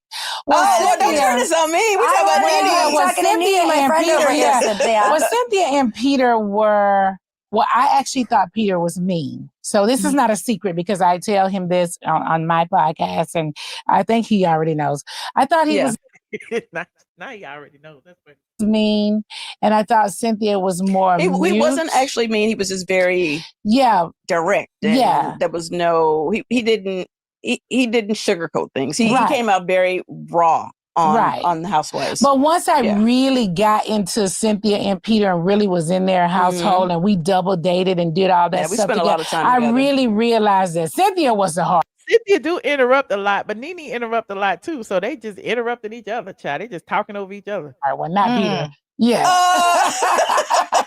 I really realized that Cynthia was actually over there. She was the problem. Yeah, she was the one over there beating up Peter. No. I was like, girl, you beat Peter. Not Cynthia was beating up Peter, honey. Cynthia was over there with the DV. Now we got to call the popo on Cynthia. Is alive and well. I'm just saying, but for the most part, I do choose peace. But it takes a very strong woman to be with Peter Thomas. Well, honey, 100%. when I saw Cynthia gather Peter one day, I walked out in peace. I said, honey, I never have to worry about my friend. I know she done beat Peter up. I ain't got to worry about Peter doing a thing to Cynthia. Like, poor Peter. Cynthia had Peter in there in tears. Listen. I walked out Cynthia's house at peace. I said, girl, go on, call me tomorrow. Listen, I think, talking about misconceptions, I think that's one of my biggest ones. People think I'm a punk. They take my kindness for weakness. I'm like, look, I choose peace. Be clear. Now, if it ain't gonna be peace, we can talk about some things. We can go somewhere. Right. We can go somewhere with it. Listen, I believe it. Not Peter got his ass. Y'all so funny. And Cynthia was taller than him too, child. Cynthia probably put him in a headlock and told him to go and sit down somewhere. We go somewhere with it. When I saw Peter in that corner, honey, with them red eyes, I said, Cynthia had beat the brakes off of Peter, honey. I remember there was this clip going around where they thought that you had hit Peter in the eye after something. It was he had some kind of like his eyes get kind of like red or runny or something. Yeah. And it was something happened at bar one, and he ended up, he loves to get on a video and start talking. Yeah. And he ain't even looking around and fixing and nothing. Right. And he's just on there talking, and people are looking like his eyes red. Cynthia to beat him up. And I looked at the video. I looked at the video and I was like, okay, so I know it's his whatever is happening with his eyes. But I was very okay. I said, Cynthia definitely can handle Peter. I used to be concerned. I was like, is Peter over here killing Cynthia? Yeah. Honey, when I got over there and seen Cynthia gather Peter, I was like, okay, cool. I never punched him in the eye. No, just clear that up. No, she did not punch him in the eye, but she cleared the room, honey. No, Peter is like yourself, very strong personality, but he's really not. He does have a side to him though that is actually soft. Very much so. Yeah. But they talked about Peter a little too long now. I'm like, is that like, listen, I don't know. They both feel like they got like love for Peter. It's too much love for Peter in the room. We'll say again, it takes a very strong woman to be with, someone like him. Yeah, because he will definitely, run the show. Literally. And well, maybe he didn't run it with you. No, it was a true partnership. I will say that. Because people really thought that. People really thought that's a huge they really thought that Peter was over there running Cynthia, just running all over. I said, like people will feel sorry for me. They're like, why are you with him? Oh my God. Like they would send me like prayer oil and stuff. I was like, he's not that bad. You guys, like, I don't know if we're truly compatible at this point, but he actually it's not as bad. It's not. But I always give old Peter Thomas flowers to him because he is truly the reason I even moved to Atlanta in the first place. Yes, and he was very polarizing. Yes, he was. Yes, without question. And I'm sure Greg thanks him because he made sure that all the men got a check. Oh, absolutely, some kind of check. Absolutely, yeah, because they were literally they weren't being paid. Remember, They would just Peter come was the on with one us. to make sure the guys went to watch What Happens Live Yeah. for the first time. They couldn't do nothing with Peter on the show. Peter was doing the most. Wait, all did the time. men? You guys actually got paid? The guys got paid? They didn't get like salary. That she comparing it to her husband. We're like, wait a minute, the guys got paid, but they got paid to like come to the reunion and stuff. And like they couldn't wait to get there. And they did take trips. They took the international. And they would come on the trip. Wow. What was your favorite trip for Housewives? I always tell everybody that we had the best time in Anguilla. Anguilla? Yeah. Why did I think you would? I thought you were going to say South Africa because we had a good time. We did have a good time in South Africa. Okay. I want y'all to watch it. Okay, so I ain't gonna play too much of it, but there was another one where let me see. Where is it? Would Nene come back to RHOA? Is this the one y'all want me to play? Where Cynthia was asking her, would she ever come back? Let's listen. I will say, as the creator of the friend contract, the friend role has evolved over the years. Yeah, I like the friend role. I had. Would you ever, if you ever? First of all, would you ever want to ever see yourself coming back to Housewives? And would you be even open to being a friend of the show? I felt like I was a friend one season. You was? Yeah, I remember the season. I think she was a friend. That season when she came late, she showed up at Jamaica with Kim Fields and them because she had missed like 3, 4, 5 episodes. Now, Cynthia said she was never a friend, but I think I don't know that she was a friend. She got her peach late. I can't remember. Y'all let me know. Season where we went to. I feel like I want to say Phaedra, Kim Fields in Jamaica. We were in Jamaica. You were not a friend. You were. I was a friend. Holding a peach. I remember that because me and Nene been cool for a long time, and I remember talking to Nene, and she hadn't got her contract and stuff yet, and she had just this is so shady. She had just got her nose done, and I remember we was on the phone, and she was like, "Had I known I wasn't gonna get my contract, I would have waited to get my nose done." It was like she said, I wouldn't have been in a rush, and so she didn't have a contract, and so she didn't come back immediately. It was like on like they brought her back during the trip. And all I can't of remember. the promos. Nene, you were never a friend of the damn show. I thought I was a friend one time. Well, you thought wrong. Okay. You were never a friend. Honest to God, listen, let me see. You were never a friend. I'm not mad at the friend role. Okay. I just think if I just just answering your question, if I were to ever step back on that platform and would I be a friend, I really kind of feel like, I don't know, that I would be a friend. I don't think she would be a friend. Nene feels like she's bigger than the friend contract. I can see Cynthia. I can see why Cynthia would be a friend because Cynthia's even keeled. She's always been a friend role. She's never been that dramatic in the season. I just don't see Nene playing a friend role and being able to stay in a friend's place. You know what I'm saying? I don't see it. Well, I would have to look at it kind of like I like the friend role. I like the capacity. I don't have a problem with it at all. But I just would think, Nene, season 1, the first housewife, and I'm a friend. Right. I don't know. Well, here's the thing. This is where it works for me, for someone that came on season 3. I enjoy that we weren't comparing you, Cynthia, but go ahead. Don't have to bring my family on the show. Okay. I enjoy that I don't have to bring I love that my too. man on the show. I love that. I literally just get to show up. I love myself. that idea. The network was pretty gracious about working around my schedule. I was able to still do other shows. Yeah, I love that. TV projects. And you're not as movies. committed or hell. I'm not. Yeah. It's a lot of work being a full-time housewife. It is a lot and of work. After doing it, we both did it for over a decade. Yeah, it's a lot. And I could never really. Thank you, Michaela. Michaela said season 8, Nene was a friend. They do a bunch of other things. When I was filming as a housewife, my whole brain was housewife. Everything was housewives. And we talked about this, Crystal. Like even when I would come home, I was never present because I was always thinking about what's going to happen the next day. What do we shoot next day? What I'm going to wear? Me too. All of that stuff. Me too. I haven't been present in a long time with my family. Yeah. And one of the things that I've been really trying to make up for lost time with is actually spending real time with Noelle because we were filming since she was 8 years old. Yeah. And I was there. My body was there. When I tell you spiritually and mentally, I was not there. I just was not there. I couldn't figure out how to do both at the same time. It's a lot. So it's been great for me to just come in, to just kind of stay connected to the show, the cast. I mean, I feel like when you work this hard and give so much to a show, it's nice to still be able to, be a part of the platform in some way and still leverage it in some way because our fans, they still love the OGs. Yeah, yeah. And it's nice. So yeah, I'm not gonna, run it in the ground, but y'all should go watch it. It's about an hour and a half long. It's over on the HumbleBrag YouTube channel. Okay. It's a very, very good interview. We learn a lot. Crystal was there. Crystal didn't share much. Crystal was asking questions. I don't think that, it was Crystal's first time meeting Nene, and I don't think she even knew much about Nene. She even asked Nene some about the question she asked that I thought was weird was it is it weird seeing your husband on prior seasons, like almost like Nene was divorced, and then Nene had to tell her like Greg ain't here no more. You know what I'm saying? So that was interesting. I'm like, didn't nobody tell her that Greg was gone?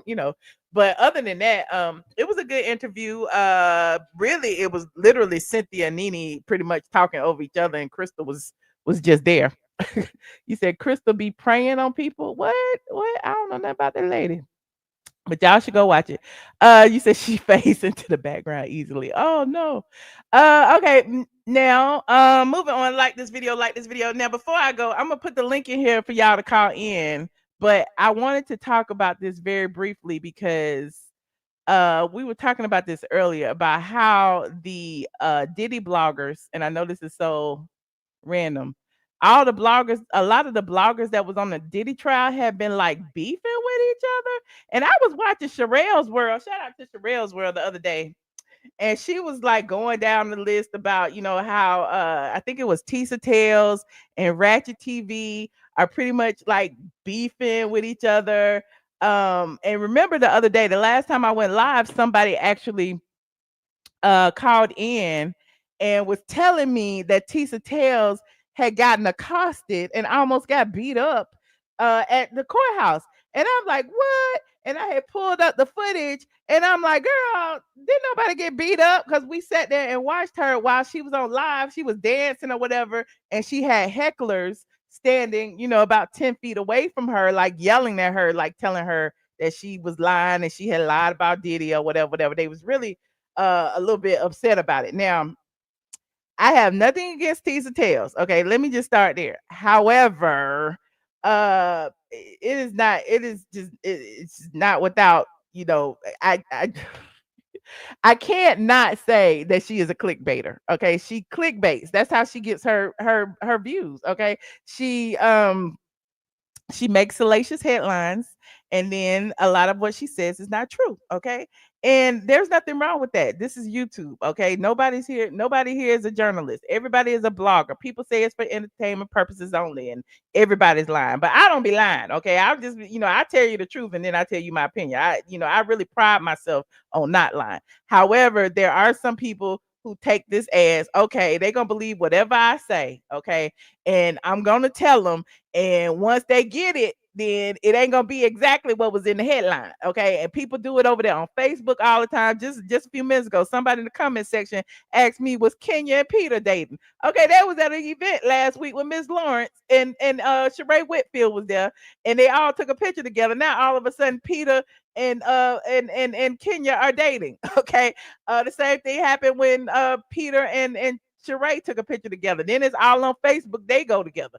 Same thing about Kenya's property taxes. They pull an old article and put it on Facebook and be like, Kenya about to lose her house. And then they get 100,000 views and get the money. And you look at it and then you realize it's OT. So a lot of people have been doing that. Now, Tisa, on the other hand, y'all remember my experience with her. She actually called into my show. I guess it must have been last year around the time Porsha and Simon, was it when they married? I think they had just got married or they was about to get married.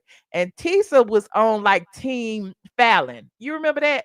And she was friends with Candy's videographer, Jamie. And so around that time, Jamie was feeding Tisa Tells a lot of negative information about Porsha that wasn't true, but was intended to make Porsha look bad. Now, Porsha can look bad on her own. Like, I've said that, and y'all be like, you don't like Porsha. I have nothing against Porsha. But around that time, people like, oh, she stole Fallon's man. Oh, she did this. Oh, she did that.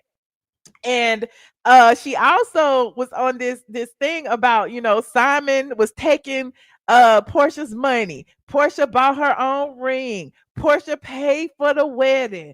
Simon didn't own the house in Costa Rica. It was an Airbnb. Like, she told all these lies and said the man was broke, everything. And apparently all of it is lies because, again, we all know that because we've read the court documents. Moving on from that, okay, I am a YouTube aficionado. I watch everybody. I ain't ashamed to say it. I ain't gonna say who all I watch, but I will tip into everybody's live every now and then, and because I be wanting the tea too.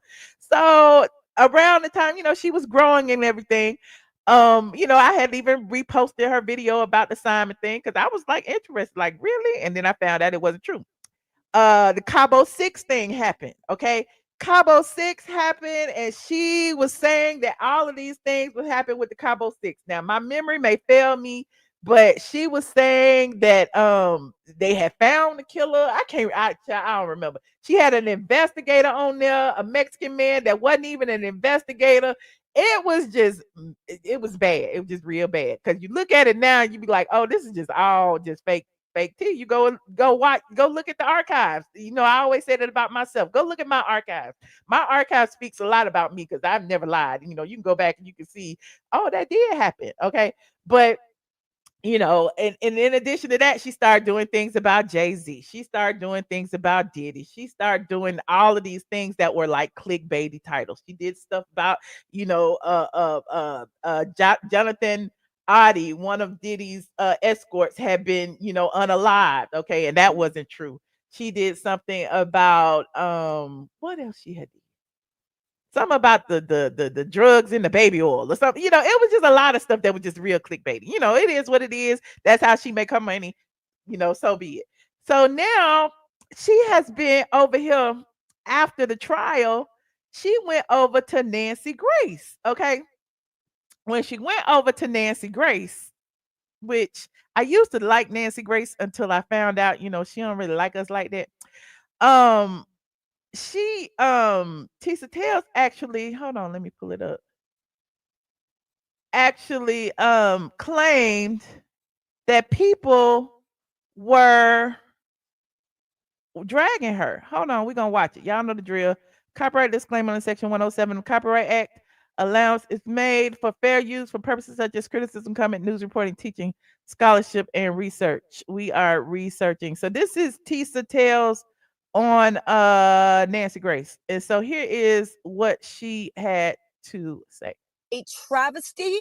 It was an all-out circus. Everybody, including myself, are running to safety. I got a question for you, Tisa Tells. So she said that everybody was running to safety. Like, it was a big, wild, black people was getting beat up. People was fighting. All kind of stuff was happening. I'm like, wait a minute. Running to safety. Let me rewind this again. Let me hear this. It was a travesty. It was an all-out circus. Everybody, including myself, are running to safety. I've got a question for you, Tisa Tells, and everyone's going to want to know this. You're in a car right now. You had to leave the courthouse. Why? I had to leave the courthouse because Diddy's supporters were out of control. The first time I ran and did my live, she sounded like a Karen. Listen, she is sounding like a Karen. None of this happened. We're going to watch what really happened in a minute. Of course, I had 2 armed security guys. Everyone told me, the people in the courthouse is like, make sure you have security. There's a lot of weird stuff going on. It wasn't just me, but I'll tell you what I experienced. Diddy supporters surrounding me, threatening me, saying that they were going to hurt me. It was a serious situation. It got so bad, and there was so much chaos and violence that they actually had to lock the courtroom down and force the Diddy supporters across the street. It was so. Wait a minute. Wait a minute. She's the only person reporting this. They locked down the courtroom and what? Hold on. This is my first time hearing this. Something myself, the news media, mainstream media, new media have never seen in their lives. The level, and again, the jurors, I hope to God they know how to sleep at night.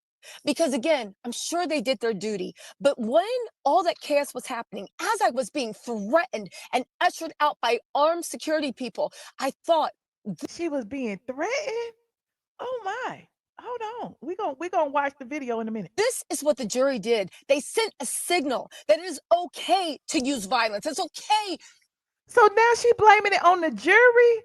She is blaming it on the jury that people are coming for her. To drug people up. It's okay to live a life of debauchery. It's okay to do whatever you want.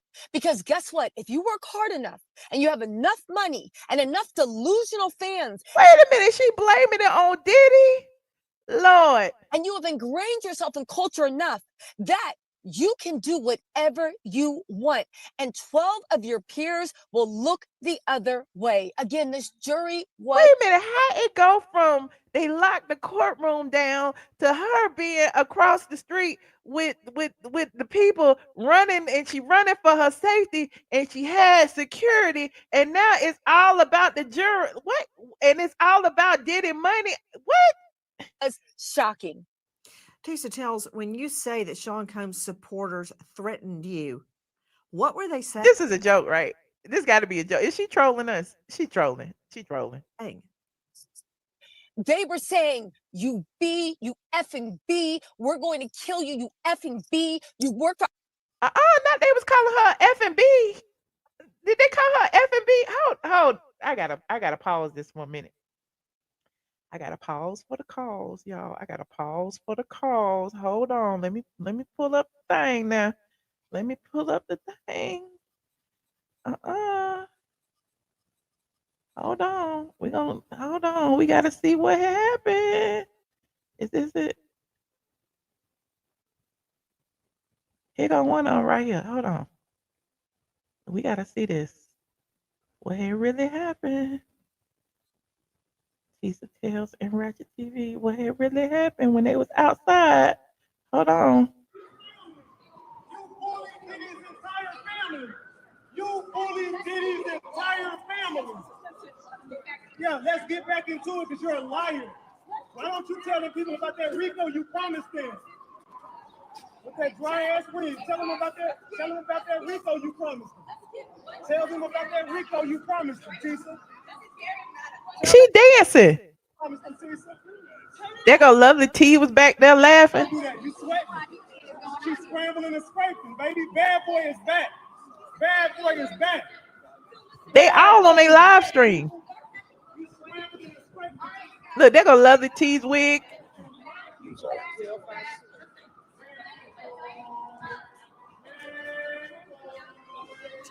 I don't see nobody calling her no F and B. I see her calling her a liar. Did y'all see somebody calling her F and B? Hold on, it's some more. It's a lot of them. Hold on, there go another one. Another angle. Why are you sweating, Tisa? Why are you sweating? Why are you sweating? Tisa's live, talking about this fight, and he's live and talking about this fight. He was 10 feet away from her with his own camera on her. This is very meta, you guys. You didn't got caught up talking about Diddy and I don't know him. Say it while I'm here. Don't you say it while I'm saying right here. Man, I'm here trying to bully women. Bullying you? You bullied Diddy. You bullied his family.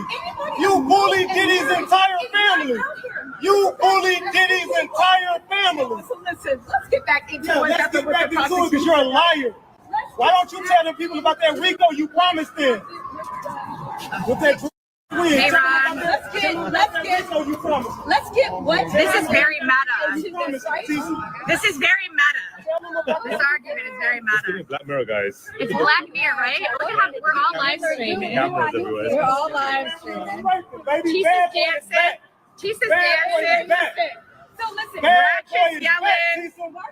You scrambling and scraping. All right, you guys, kiss and make up. I haven't seen nobody curse her out yet. I see some yelling. I see them calling her liars, and I see them all on their live stream. So he want a moment, she want a moment, they all want a moment. But I don't see no bullying. I don't see no threatening. I just see a bunch of bloggers blogging. You gotta stay on the line, she told me. Listen. Bad boy. Bad boy. Not the bad boy. Bad boy. And look, that go. Did y'all see Lovely T in her wig right there? Hold on. There go. Wait. I just saw Lovely T. Not the bad boy. Lovely T said, not the bad boy chat. She over there laughing too. Look, there she go right there, laughing. So, who was being bullied? I'm sure if Lovely T saw her being bullied, she would have said something. Everybody on their camera, everybody was getting something. She said they was calling her F and B's. They had shut down the courtroom. It was pandemonium. The Diddy protesters were on her. This is amazing. So yeah, this is 2 men. These men right here don't have nothing to do with Tisa. But so hold on. We're gonna go back to this. We're gonna go back to the Nancy Grace article when she said they was outside cursing her out and calling her F and B's now. They were saying, you effing B, we're going to kill you, you effing B. You work for, apparently I work for the feds. You're a plant. You made this all up because of you. Again, they're not too smart. Because of you, that's how this case got started. We're going to treat you worse than we treated Cassie. Cassie, what we do to you is going to be... Oh, not them saying they're gonna treat her worse than they treated Cassie. So she basically said that they was gonna grape her or something. I don't know. This is weird. Nothing that they had on Cassie. They were screaming, they were yelling. Some people were saying, apologize to Diddy, apologize to Diddy. Of course, thank goodness, we had Lenny and we had Jimmy, two of the best armed guards out there. So the one thing is they started foaming like wild dogs because they realized that not she comparing them animals. This is tether behavior. Now she called them broke ninjas. Yeah, she did call them broke ninjas. Then she calling them wild dogs. I don't know. Now this giving non-black behavior. I don't know. Not an unprotected woman, and they realized they could not just do what they felt like, and they started foaming like wild dogs, screaming, their voices cracking in anger that they viscerally wanted to rip me apart. This is why their hero had been exonerated. Even in the best of times, these people that support him, there's something wrong with it. And I gotta tell you, Nancy, it wasn't just me. It was not just me. It was anybody that didn't have a pro Diddy stance from the beginning. That's who suffered. Joining me in all-star panel. I don't know. I don't know. Listen, I would normally be like, yeah, those men should have backed off. Yeah, nobody, but it wasn't just men. We saw Lovely T over there laughing. So it wasn't just men. It was a lot of people over there. She just happened to be live. And I guess, when you live outside, you run the risk of people trying to disrupt your live stream. And that's what it looked like they was trying to do. Disrupt her live stream. They was calling her a liar. They was saying, she needed to tell the truth. I didn't hear nobody saying F and B. I heard him saying the bad boy chant. I didn't hear none of what she claimed on the thing. She said that that the courtroom was locked down. Nobody was in front of the courtroom threatening to unalive her and grape her and do her like they did Cassie. I didn't see any of that. But, if she got it on film, maybe, she had her camera, she should have recorded it and brought it to the court. And now instead of blaming the people who she said were doing that, she's blaming Diddy and his money and this and that. So, I mean, y'all let me know what y'all think. I don't know. I just thought it was interesting. I thought I would bring it to y'all's attention. It's interesting how a lot of content creators, who don't know each other from a can of paint, feel a ways. And now I think that the RatchetTv guy is feeling away because he feels like, this is another non-black cosplaying blogger who is trying to take him down, and it's a big accusation to accuse a black man of, trying to bully you or, unalive you. So I don't know what can, come of this, but it's kind of wrong to go on your platform and a big platform like Nancy Grace and then act like that there was a bunch of savages in front of the courthouse of, this black man on trial. It didn't seem legit to me, okay? Because we didn't see any of that. No news source, no ABC, NBC, TMZ.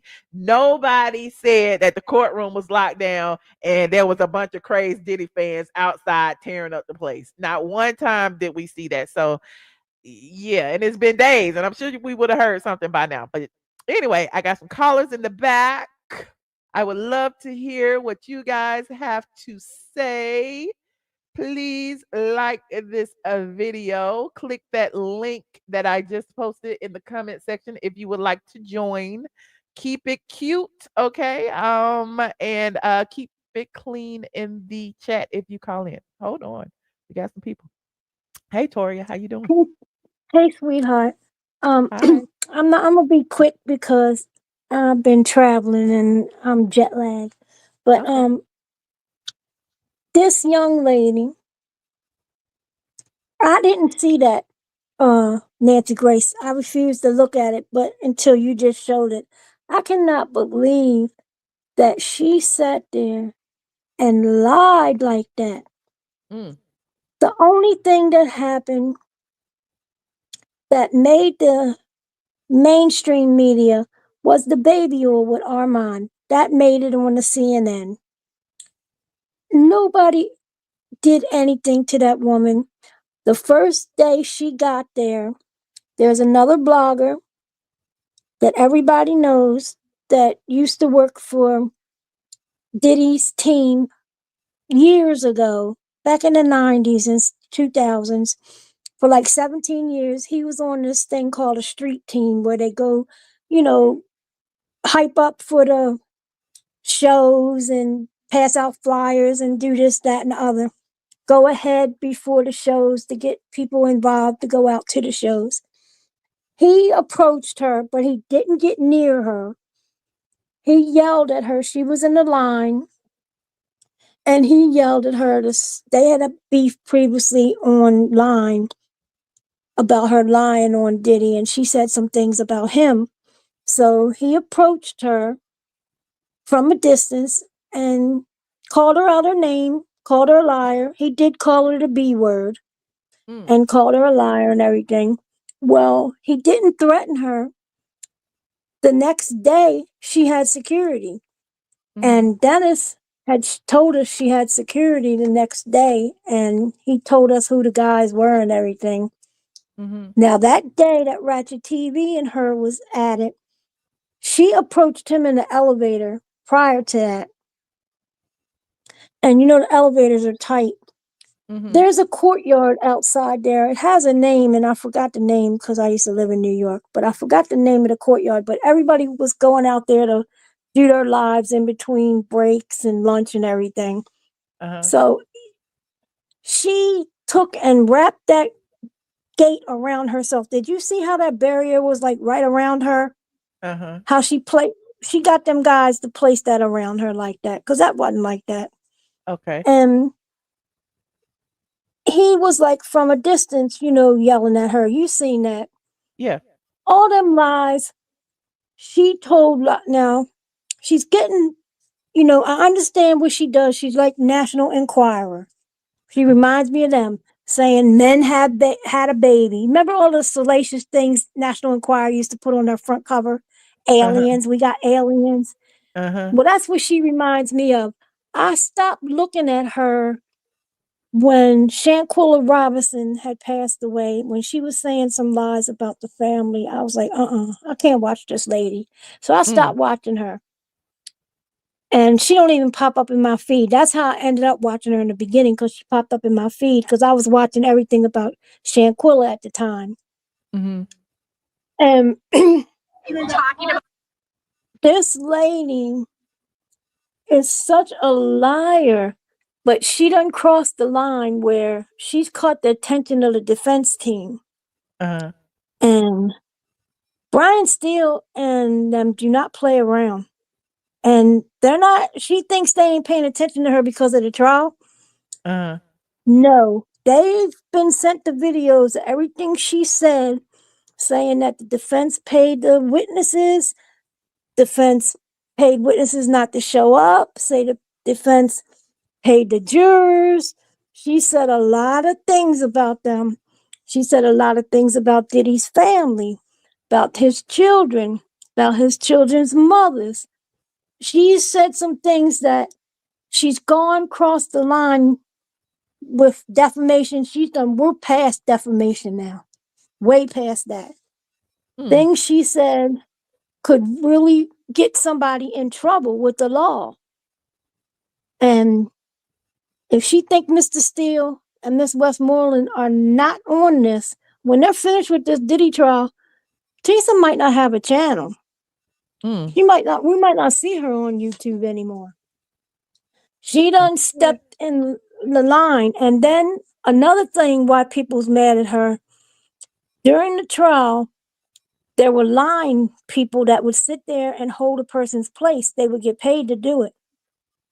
She would show up right before the trial was getting ready to start for the day and just walk right in, bust in the line, go straight up to the front, like she'd been there the whole time, and she had talked to the marshals, and they would let her in that main courtroom every day.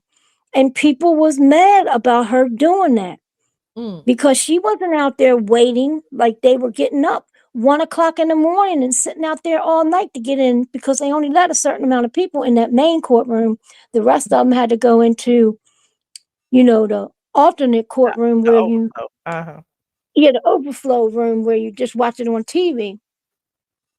She didn't do that. She was in that main courtroom every day, busting in the line. She's done a lot of things to them bloggers down there, and she sucked up to all the media. So, what do you think about the people who say that that they're jealous of her because she's been getting mainstream attention?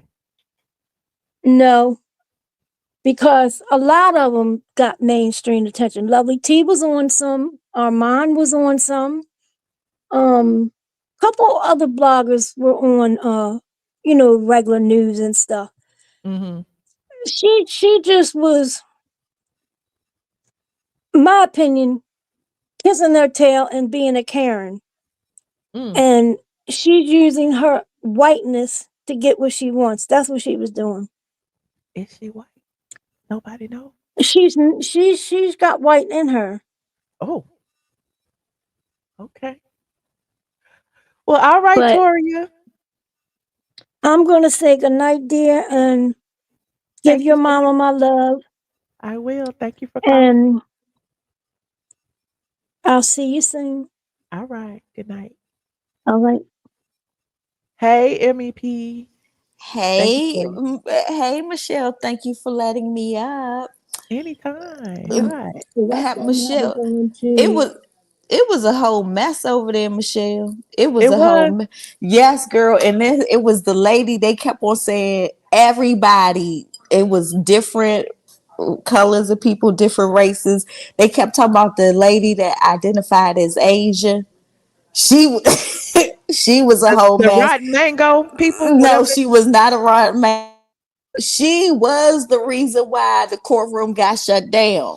Who shut that? Wait a minute now. The courtroom who shut the courtroom down? The lady who identified as Asian, right? She did. I think I don't even know what name she ended up Is with. it the rotten mango lady? It is not. I don't think the rotten. I think this lady like teetering on homelessness. Like You see they her? was. Oh, okay. Just the rotten mango lady. No, not her, not her. Oh, okay, okay. No. It's a black lady that kept on identifying as Asian. Oh. She did a whole lot. She is the reason why the courtroom got shut down. Oh, the courtroom got shut down for real? For real. She was in there and she was like, they making a mockery of, of this black man's legacy. That wasn't the day of the verdict though. I remember when that happened. That happened like the first week or something, didn't it? That wasn't the day of the verdict. I'm talking about the day of the verdict. Oh well, I don't know about the day of the verdict it getting shut down, but it was a whole mess, and I wouldn't blame Tisa. Like people really were, and they probably were mad that she was having like 20 to 30,000 people on her live stream when she went live. No, and she was just giving her about her like telling lies, like they were saying. Because she has been known to clickbait now. No, I mean, no shade. She does clickbait. I mean, everybody gave their own opinion of what was going on. I mean, well, opinion is one thing and clickbait is another. But Like, I mean, if she running outside the same time everybody else running outside, what's the clickbait? The clickbait is lying about the facts. That's what clickbait. I mean, if she came out like, with her opinion and she's like, I mean, I'm not saying that I was staying on her with this stuff. I ran to everybody's channel because everybody was cutting I mean, it was everybody I had mean, different I thought opinions. it was cool though, because I was like, all of the YouTubers are together, like some beefs were squashed, like maybe new beef started, but it was like, to me, I enjoyed seeing everybody there together. So like the beefing and the getting mad, everybody had a difference of opinion, and you can't get mad at somebody because of their opinion or whatever thought. I mean, like, so when you be pushing Nene You on can, us, like, I when you be understand about the pushing opinion. Nene on us, right? When You you can be have like an Nene, opinion but based when on you the facts. but So when we you be like that's Nene, when you be like Nene, right? I mean, I love you, Michelle, right? But when you be like Nene, or when you be like Porsha, like, you know, your team, you know, us that listen to you, we'll be like, oh, it probably is that way. We do agree with you, Michelle. I mean, But it'd be some no, of us that agree. Mep, listen. When I come to you with the Nene, or the Porsha, I'm reading you legal documents, and I will give you my opinion on what's in those legal documents. And most of the time, I will show you my receipts and then give you my opinion. Now, if I just came on here and said, Simon said he's, you know, the house is in foreclosure and Porsche getting put out right now, you know, and it was a lie. That's just a lie. But Michelle, what legal documents is she gonna have coming out the courtroom? They have All legal she doing documents is every day. They have court transcripts every day. she never talked. She never read the court transcripts that I saw. She That's the just gave point. her opinion. And That's the point. a lot of people came outside. Some people never even went inside. Some people stood outside and gave their opinion from outside the whole time. Okay. I mean, like, so I mean, like, I'm not staying at anybody. I have no bite in this apple. Like, but like, I just thought it was so nice that they were all there, and I thought it was nice of them. Like, okay, some people didn't get along, some people might have been upset about some things, but I really did see beef squashed. Cause I'm all over YouTube. I mean, Yeah, we all it's are. cheaper than cable, you know what I'm saying?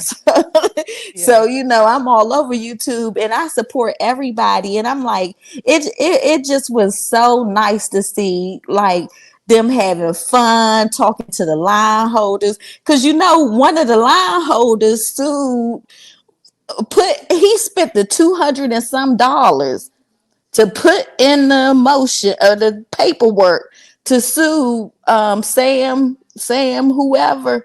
Like, they was down there while everybody, and he sued him for like $10 million, and he put in the paperwork. Kanye's girl, the green girl, Emily Knows Best, she was over there. Everybody was over there, and most people were having a good time. And I'm sad to see that it was any arguments and stuff like that. Everybody has their own thing, everybody does their own thing, and I think they all did a great job. And I'm not going to say nothing bad about none of them. Okay.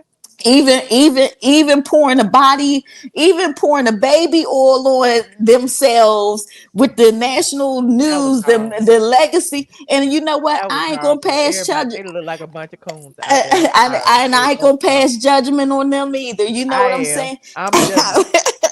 I'm judging. But That was thank you, horrible. Michelle. Thank you for having me up. Thank you for calling. I appreciate you. Thank you. Bye. Tracy, hi. Hey, girl. Are I'm y'all finally on cousins? here. You got Tracy Taylor and Katie Taylor. Look at that. Hey, No, we cousin. not. Hey, girl. Hey. What's up, Tracy? So, what I got to say about Tisa is I used to really like her when I first started watching her. She's so Uh-huh. bubbly, she's so fun, but she started getting on my nerves with, it'd be a little too much sometimes. And I see she works her area. She's gonna get where she needs to be. Like that one guy that was yelling at her, telling her, tell him about the Rico and all that. Uh-huh. Girl, he was talking to Gene Deal and she pushed him out the way, jumped in front of him on her Oh, live and started doing and That started was doing another the guy. huh? That was the knot. That wasn't Ratchet. Two Yeah, different Oh, the guys. not. she got I into didn't know it with what his somebody name else. was. Oh, that wasn't him that was yelling at her. No, that was Ratchet Yeah, TV the that was not. yelling at her It was that the not time. because I just found him. I The, just started watching him. Yeah, Oh, it the okay. was it was knot was Yeah, just the that was first Ratchet guy, TV not to that was interrupt. standing there with Lovely T and her wig. I don't know nothing about the wig, but You do know about but that wig. You cannot not know about the wig. I know that other YouTuber always talking about Mama Combs' wig. He had me dying laughing. He said the lady KK was hiding up under Mama Combs' wig. Girl, I lost it. Look, it's impossible not to see the wig. Now I'm just saying, no shade. It's impossible not to see the wig. You not But see the yeah, like wig. I said, I just started watching him. But I've been watching a little bit of everybody, and they say she does lie. Um, that she does use that clickbait. She told a whole lie on the clickbait, and they have receipts. They did screenshots. She deleted the videos, but they had all kinds of screenshots where she told flat out lies because they said this man was done left this earth, and the lady BJ, she went to court to make sure he was alive. It was one of the sex workers, Jonathan and she went, Adi, yeah.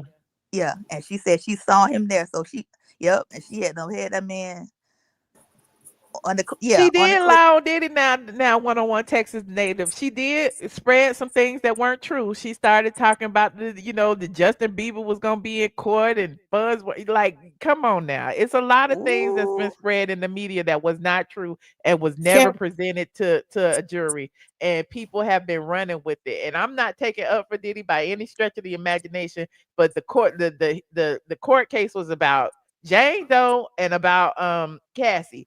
They started bringing everybody, Usher, and Yeah, like everybody was involved. And then they started saying he was like doing things at white parties and drugging people without their permission and politicians. That she had all kind of stuff over there. Now, don't act like she was telling the truth now. no, I didn't say she was telling the truth. I said they showed the receipts where she was lying on people, just making up stuff. And if you saw that clickbait, you would have clicked right on it. You'd be like, ooh, and that was a whole I lot. would have clicked on it. Yeah, she would have clicked on it. And then when you do click on it, she don't be talking about nothing. She like wasting your time so she can make more money. She just going on and on about nothing. They ain't told you nothing yet. Yeah. And like, ooh, wait, we got to tell you this. We got to They tell do you. that on Facebook Ooh, too. I was girl, she ain't warning talking people about nothing. about that. Like, don't be believing all that Facebook housewives tea. They be lying over there. Okay, They listen. done said Nene was coming back 15 times. Andy said that Nene coming back, and people keep tagging me in it. Then they talk about earlier today, Peter and Kenya are dating. I was like, if y'all don't go on somewhere. Yeah, I got that off Facebook. They got a whole That's picture of what them I sitting said. The together. Facebook be lying.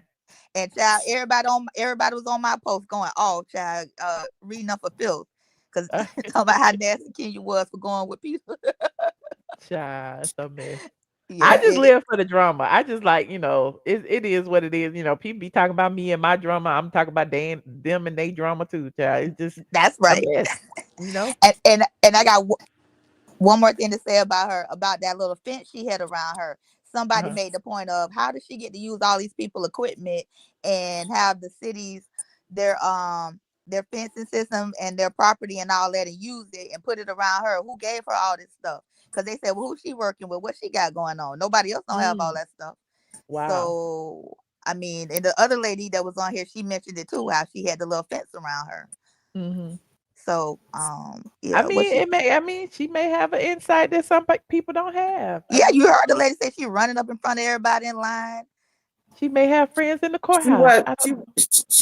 had not to cut y'all wisdom, but that lady she was paying somebody to stay in line for her. Now I'm not Tisa's homegirl or none of that, Michelle. I ride with you, but I gotta call it down. I gotta call. I know you. I know you don't tell us how to. That's not you. I'm just speaking from my heart right here. Okay. When we come over here, we know you got all the documents. When I go over there, I'm going over there for the mess. So when people saying she clickbaiting and all this, and because you're a journalist, Michelle, you can stand on that type of stuff. I'm a blogger. I don't have no journalists go to school. You have more you have more truth and information than some of these people that went to college for this stuff. So when I say this, I'm saying this. You didn't call yourself nothing. This me speaking. Katie, this is how I feel about it. Tisa is not portraying to be the media. She's saying she's a YouTuber and she's getting in places because she's being nice to everybody. If they letting her do that, I can't be mad at her because she got an in, because I've gotten in places that other people haven't been able to get in. Favor ain't fair. Favor ain't right. This is not no knock to you, because I'm glad you get into places you get into, because we get to get an insight on things. So if people like you don't get in with Nene, how do we get the inside scoop? If she don't get in with certain people, how do we get that inside scoop? So I'm not going to knock her for something that she doing to get a step up on whatever she doing. And it's another thing that I want to say. When they come after people for being a little bit black or this, that, and the other, she ain't cosplaying as black or white. She said she told the truth about her mama. She told the truth. I don't know nothing about it. What'd she say? She said one of her parents is white and the other parent is black. That makes her black. I never knew that. Now we know. Yeah, she said that because somebody was trying to say she wasn't black. She was I heard that yesterday. Huh? So that means she's I biracial. heard that yesterday. They were right. she wasn't black. They said she's Asian. Right. And again, Michelle, I love you. So this ain't no knock to you. I know when you be saying stuff, it ain't trying to dig in nobody's craw or talk about them bad. You just stating facts and people, you let us think whatever we want to think about it. But some of these other people, this girl ain't never said, every time she come on here, she ain't never even said nothing about black or white. So when they be saying that type of stuff, it kind of pisses me off. Well, I guess here's the thing. I think a lot of times on social media, like, you want to know where the voice is coming from. You know what I'm saying? And so I get it where she's never basically said I'm black, I'm white, or whatever, or I'm biracial or whatever. But sometimes when you relate to somebody, you want to know, are you black? Are you white? Like, how do you have so much insight on black stuff? You're not even black. Like, you feel the ways when you realize that the person you're talking to is not even in, with us. You know what I'm saying? But she, and not to cut your wisdom, and I'm not arguing on your channel. She always had black people's back. So she ain't never been like, this is my, you know what I'm saying? Like, some people be like, my black side, my white. She ain't never did that. Oh, okay. And if she ever did that, then I would be on her I neck. didn't like her compare people to animals, and Michelle, I didn't like that to a degree, but if that many people was coming after me, I don't know what might have slipped out of my mouth. Okay. She had, I never questioned her being black. She always seemed like, she was at least half black, but she always seemed black to me. But she called somebody a broke N-word too. Yeah, I don't like when people who have one white parent use the N-word. Yeah, I say that about Claudia. It just feels weird to me. Remember when Kendrick Lamar said it to Drake? We don't want to hear you say nigga no more. So. Yeah, but he grew up as he grew up with he. Well, we so see did that Claudia all Jordan. play out. So did Claudia Jordan. I mean, we gonna be. I don't rock with that happen either. I don't rock with her. Do. You know what I'm saying? Like, some people do. They flip sides. Like, today they black, tomorrow they white, today they biracial. Like, you could be three things, and it's like, but we don't have a choice. I'm black. Like, I can't choose what I'm gonna be tomorrow.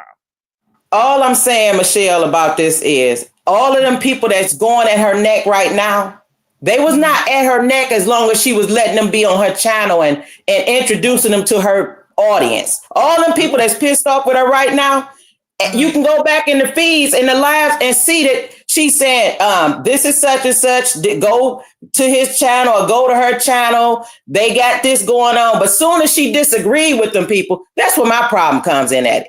She giving her opinion. They all giving their opinion. When your opinion don't match her opinion, and she not letting you come on her channel no more, don't then turncoat. If you don't like somebody, then just don't like them. Okay. But don't like them. Don't be on their side as long as it's benefiting you. So if she's telling a different story, you saying she said she got a white parent, and then somebody else said she got 4 black grandparents. So I don't know how that works.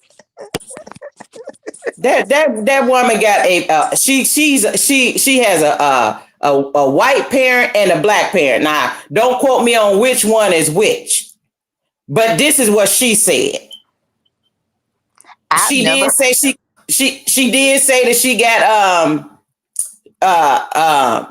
4 black grandparents, but that don't mean it's just grandparents. That could mean her great grandparents. I don't know. I'm just telling you what I heard out of her mouth. Okay. Just like I watch you, I watch her. Okay. And I watch y'all for different stuff. Yeah, she's entertaining. She has a bubbly personality. I can see why people like her. You know, and sometimes with her ADD, it's like she getting on my nerves. But I click off at that point. See, that's the point I've reached. I can't take it no more. I can't get those minutes of my life back that I sit there and watch and listen to that. So I'm at the point I can't take it. I think that everybody, if she can't get it out, whatever she's trying to say, I'm gone. And you know. I just say if we watch when I watch you, I watch you for facts. When I watch her, I take what I want out of there and I leave the rest. Okay. Yeah. All right. And so far, most of what she's been saying was matching up with what everybody else was saying. Until recently, she just started, like, we call it the hot girl remix. So my homegirl tell a story and she put in all this little extra razzle dazzle and make it sound real good. Hot girl remix. Yeah. So lately she's been doing that. But before, she was pretty much consistent with all the other people that were in the courtroom, what their account of what happened. And I also want to say this, Michelle. Denat called her out of her name, the B word. All of the stuff she's saying didn't happen all at one time. Oh, okay. But you have to realize somebody with ADHD, all of that stuff runs concurrent for them. I got a kid like that. So when she felt attacked, when they feel attacked, it's almost like everything is happening at once. Okay. Right. So when she's telling her story, no, you can't pull it up right then and there. But if you go down the timeline, everything she said really happened to her.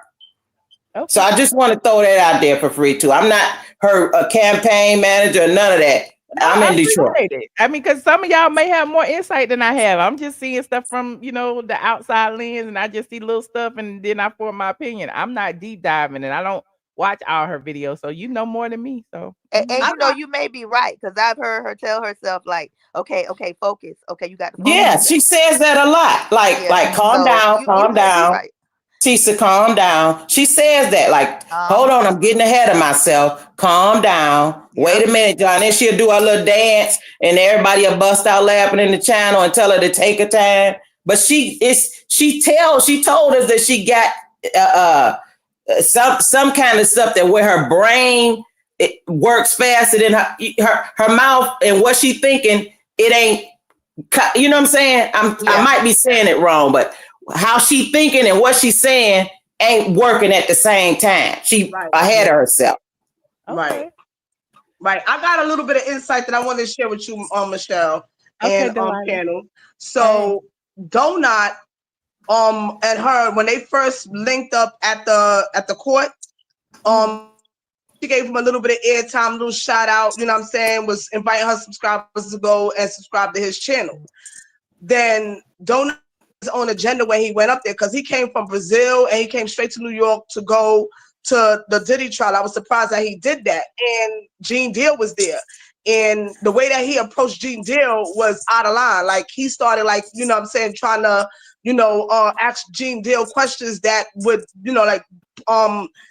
place him at, like, to do it or whatever that he was involved with or whatever. And Gene Deal was like, man, to incriminate him. He was like, man, get away from me with that or whatever. So being that Tisa Tells and Gene Deal have done a collaboration together and like a deep dive into his role as Diddy's bodyguard or whatever, they had like, you know, they was deep diving into the girl that got shot, everything like that. So Tisa Tells like intervened and like, you know what I'm saying, started talking to Gene Deal or whatever. So that's when Gene Deal came back with a dog.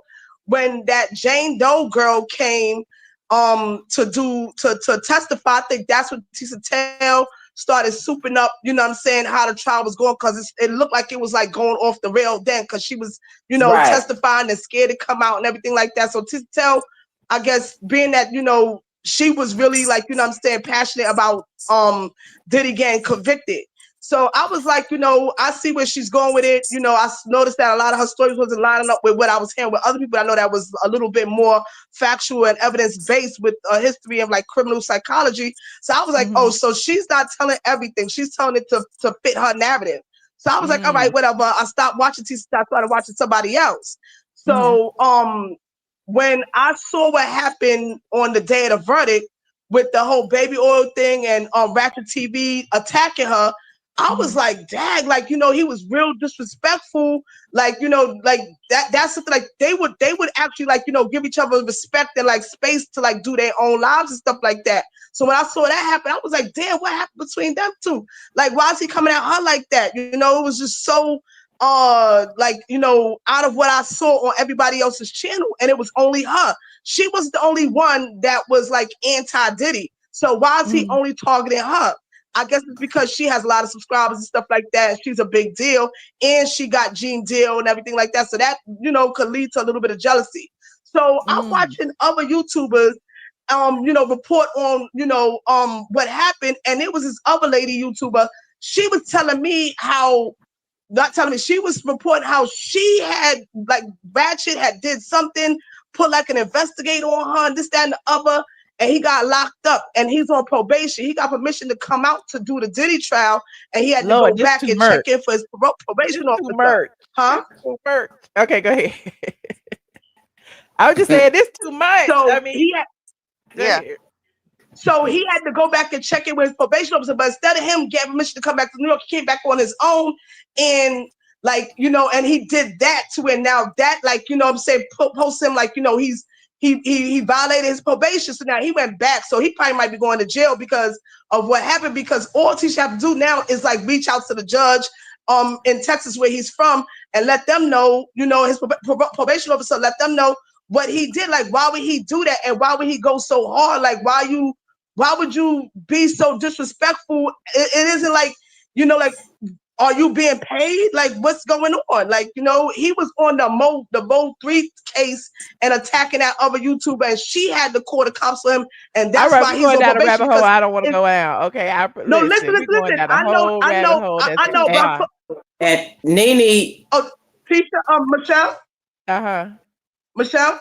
Okay, I'm sorry, Michelle. Go ahead. I was just saying, like, he has a background of attacking females, like, you know, and that was my thing, my whole thing with how he did with, you know, Tisa Tells, like, that's his pattern of behavior. That's it. That's all I want to share with you. Can I just ask you a question? So he's on probation, not even supposed to be there, and he gets on everybody live and start yelling at that lady. Is that what happened? Say what? Allegedly, we don't know this to be true. I don't know nothing about it. Let's move on. Thank you so allegedly much. For everything that I said, because I don't know for sure. It's allegedly. Everything I said was alleged. I'm sorry, Michelle. You're telling me stuff and you don't even know it to be factual. No, I heard. This is what I'm like. How I'm listening to your live and what you report. Out there say he on probation. He this, he that, and you don't even know it to be true. I know. I heard Tisa said that something about he need to worry about his own court charges or something. We didn't already prove Tisa done lied about some stuff, so we can't believe that from her either. Ain't no this is my opinion. Allegedly, don't y'all come over here and get me in trouble. I'm just, I told y'all, listen. She embellished. We about to talk about Nene. Let's move on to a different topic, child. Yeah. All right, Michelle. Thank you for having me. Thank you, Michelle. Do you think Nene should get any money off that baby stuff?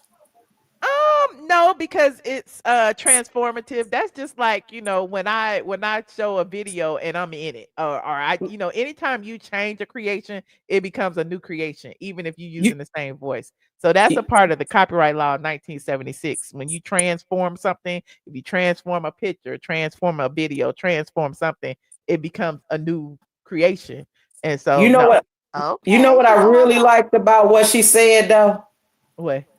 That she wished she could get some of the money. She Oh didn't yeah, say he she been owed saying enough. that. Like even the memes, Yeah, like yeah.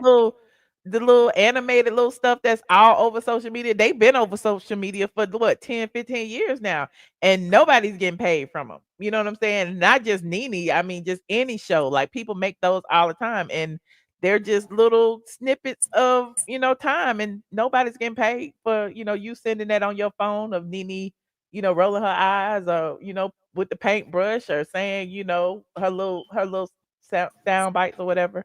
So, no, She is iconic with it. he's definitely iconic.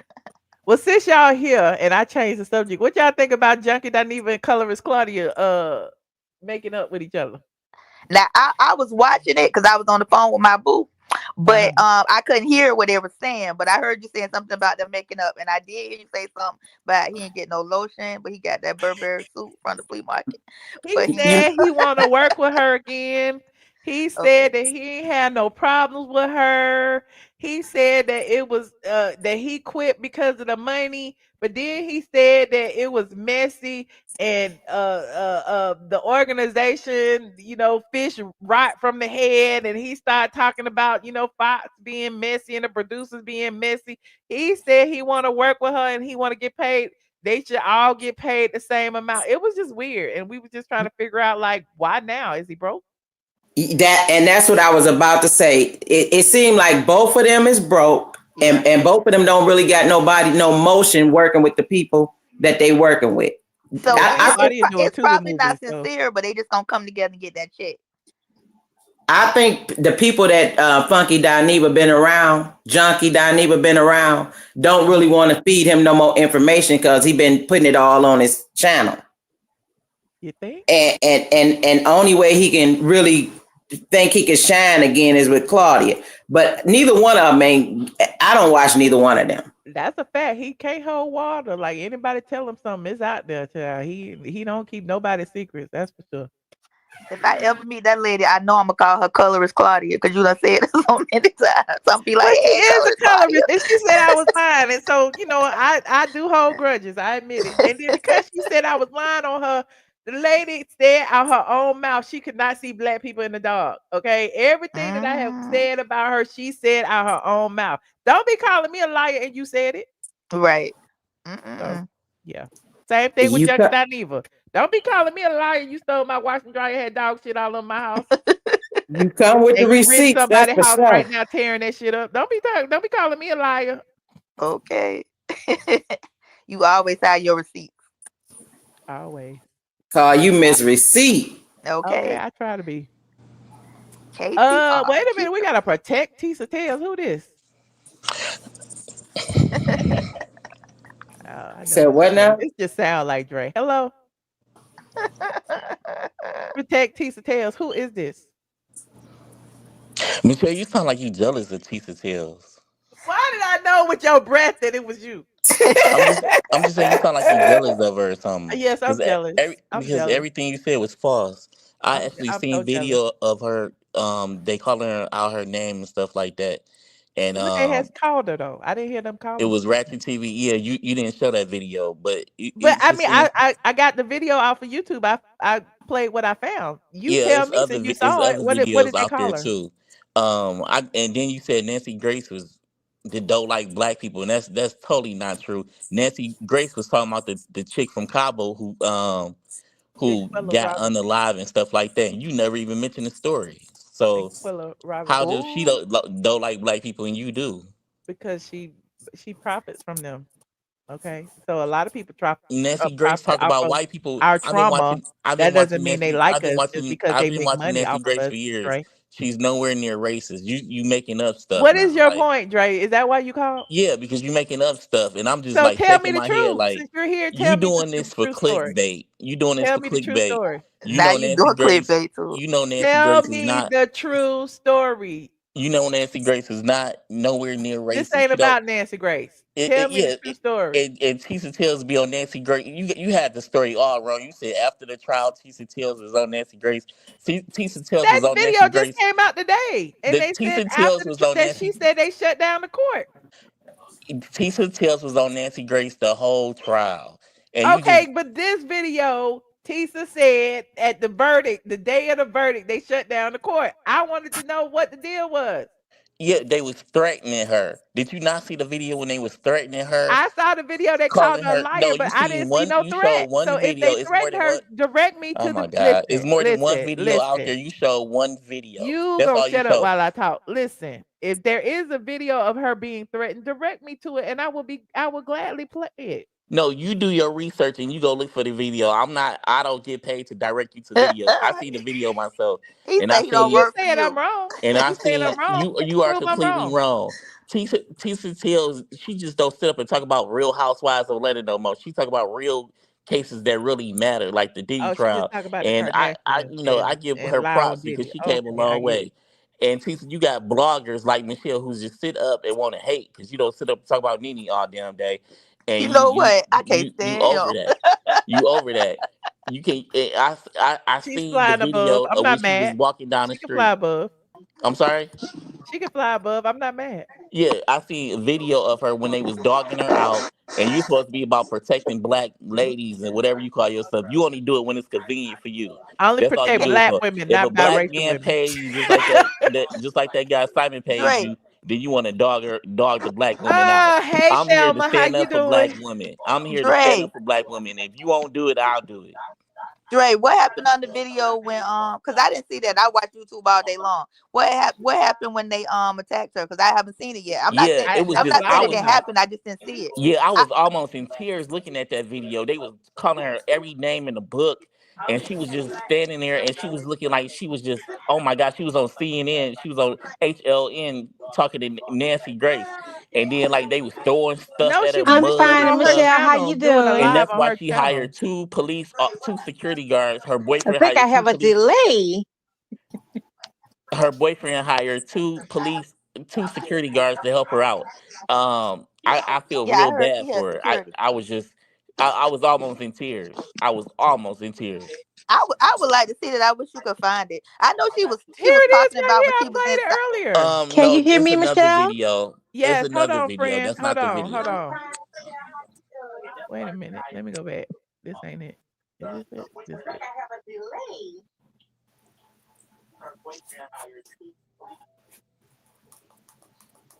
You don't see this? Talking about this fight, and he's live and talking about this fight. This is very meta, you guys. You didn't got caught up talking about us getting TV and I don't know him. Say it while I'm here. Why don't you say it while I'm saying right here? Bitch ass men out here trying to bully women. Bullying you? You bullied Diddy. You bullied his family. He called him a BA man first. Family. You It's bullied the part where Diddy's she entire just family. standing there looking at them, though. They don't have that on here. You're a liar. Why don't you tell the people about that Rico you promised them? With that dry ass wig. It's at least 20 seconds missing. Let's get what this is very meta. This is very meta. This argument is very meta. Right there. Guys. It's Black Mirror, right? That's the one that Cameras said everywhere. Look, there go lovely T. Baby, bad boy is back. She's Bad boy is back. So listen, So how they was in her face? You way back there. You scrambling and scraping. All right, you guys, kiss and make up. Oh, she gotta stay on the line, she told me. Listen. Bad boy. Bad boy. Are you sweating, Tisa? Okay, then there's another video. Wait, I thought it was another one. Hold on. Maybe it was. Are you sweating, Tisa? Why are you sweating? Why are you He sweating? was walking around for a long time looking for her before this video popped up. Oh, really? Was So he the only I one think yelling at her, or was it a lot of people like she was saying? it was him and another lady yelling at her. The day before, she had on all white. And that's why she hired the two security guards, because people was walking past, throwing stuff at her. And it really hurt to watch the video because I'm like, Tisa, you don't deserve this. It was like they was just walking past and hurt, like, and she looked like she wanted to cry. And I'm here to protect all black women at all costs. Well, where's the Yeah, video, nobody Dre? deserves that. Can you show me the video? Exactly.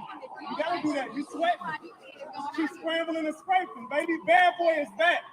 Bad boy is back. Bad boy is back, people. That's a security guard with that suit on.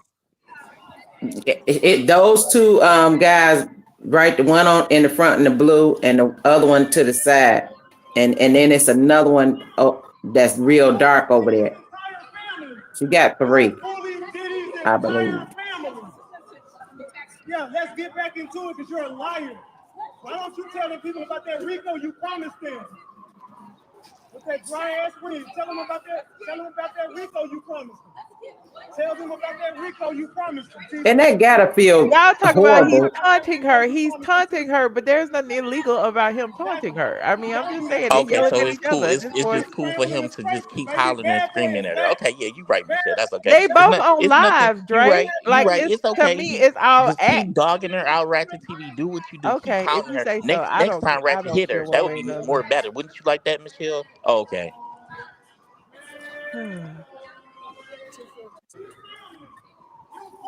So, it is what it is. I don't think Kick it me is out, what it Michelle. is. I don't know how to get out of here. Thank you, Katie. Thanks for calling. Thank you for letting me up. Bye. All right. Bye. Mep call back. Hey. Hey, Michelle, I remember the courtroom did get shut down, right? Because I was watching after the verdict. I was watching everybody. So they said that like a lot of police had come out, like more police than usual. And so some of the YouTubers were like, I'm going to just go back upstairs to the courtroom and wait because they had shut down an area outside that they hadn't normally shut down. So some of the YouTubers were like, I'm gonna go back upstairs and just chill out because this is too much going on down here. But when they went back up to the courtroom, they couldn't get in there either. I think they were prepared to see, like, I don't know. I guess they were preparing if it was going to be some riots or something like that. But they I heard did her. Oh, sorry. Go ahead, baby. I'm sorry. No, go ahead. Go ahead. No, I was just saying I heard her say something earlier. Like I listened to it and stuff while I'm at work, so I didn't get the whole story. But she was saying that she some ladies were saying some stuff like you being rude, don't just walk over here pushing us or something like that. And she said, and I was turning around to get the tea and they was talking to me. And she said like they were attacking her and talking out loud to her and stuff. Like I said, I didn't get the whole story, so I know that happened inside the building. I believe she said she was in the line and she was turning around trying to get the inside scoop for us, and she was the inside scoop. Okay. I thought we had changed the topic, but I appreciate Yeah, but Why you call Michelle, that Mep? To yeah, talk about because Tisa Tells some more? no, Because I I thought we know. were going to Y'all didn't go because I don't like Porsha. I can't stand that. we You didn't talk know, about Porsha. I Why know, you but don't like let's change the Porsha? subject real quick. Dennis We were done talking about blocked. Nene leaks on the Cynthia Bailey podcast. We talked about Junkie I've been Dineva and meaning to Claudia tell you, Jordan. We talked Michelle, about that Essence Festival. the hot dog man blocked me too. The hot dog man blocked me because I know that Porsche girl told What does him to that have to block do with me. anything we talk about? We talking about, you said let's skip the subject. You don't I want to said talk none about of that has anything to do with it. That's not the Michelle, subject I that we were love your talking about. platform. You the best girl forever. That's how come you are the GOAT girl. That is, and I don't come Right. over here often, but that is why you the GOAT girl. Cause you let us just be us and don't, Not on purpose. you don't disrespect us or nothing like that. You just be like, Y'all just be running oh, over me. but hearts, hearts, Yeah, hearts. I do think I watch you the most out of everybody. Oh, thank you. Appreciate it. Because some of them just be doing too much. Yeah. And on that But note, I've been Michelle, on for almost 3 hours. It's can time for we me to say go. something? But can we say something about Go ahead. how Dennis blocked me? Yeah. Cause You he, mad about them hot dogs, yeah, huh? yeah. Cause I'm gonna tell you, I'm mad at him for 2 reasons, right? Okay. The first reason was he was looking for people to franchise with him, right? But Mm-hmm. I don't even know how he decided what he was going to do. But I'm in the DMV area and I had a good spot for him. But I don't know. And then it got shut down in the DMV area. So that was my first thing. I was like, see, young, you do too much. I don't know what you looking at, right? I don't know how you figuring out how you gonna pick people, right? That was the first thing. But then when homeboy blocked me because he posted his mother, Diane, and Porsha for Mother's Day, and baby PJ, and I was like, throw Diane and Porsha in the trash. And And you wonder why he blocked you. On Mother's Day, why you do that? You said put his mama in the trash. And not you wonder his why he mother, blocked you. not his mother, never Why would his you do that mother. on Mother's Day? You No, could at no, least that wait until after Mother's look. Day. But wait a minute, didn't they try to put him in jail in a whole nother country?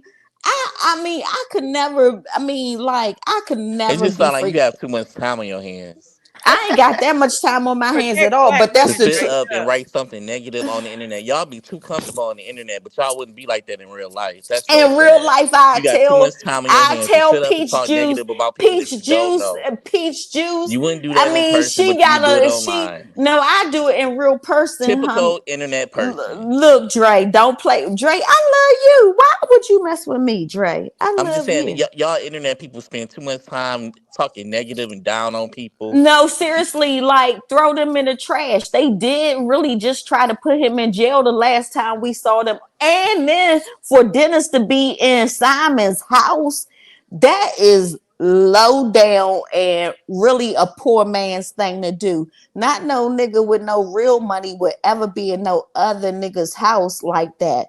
Like Oh, you language.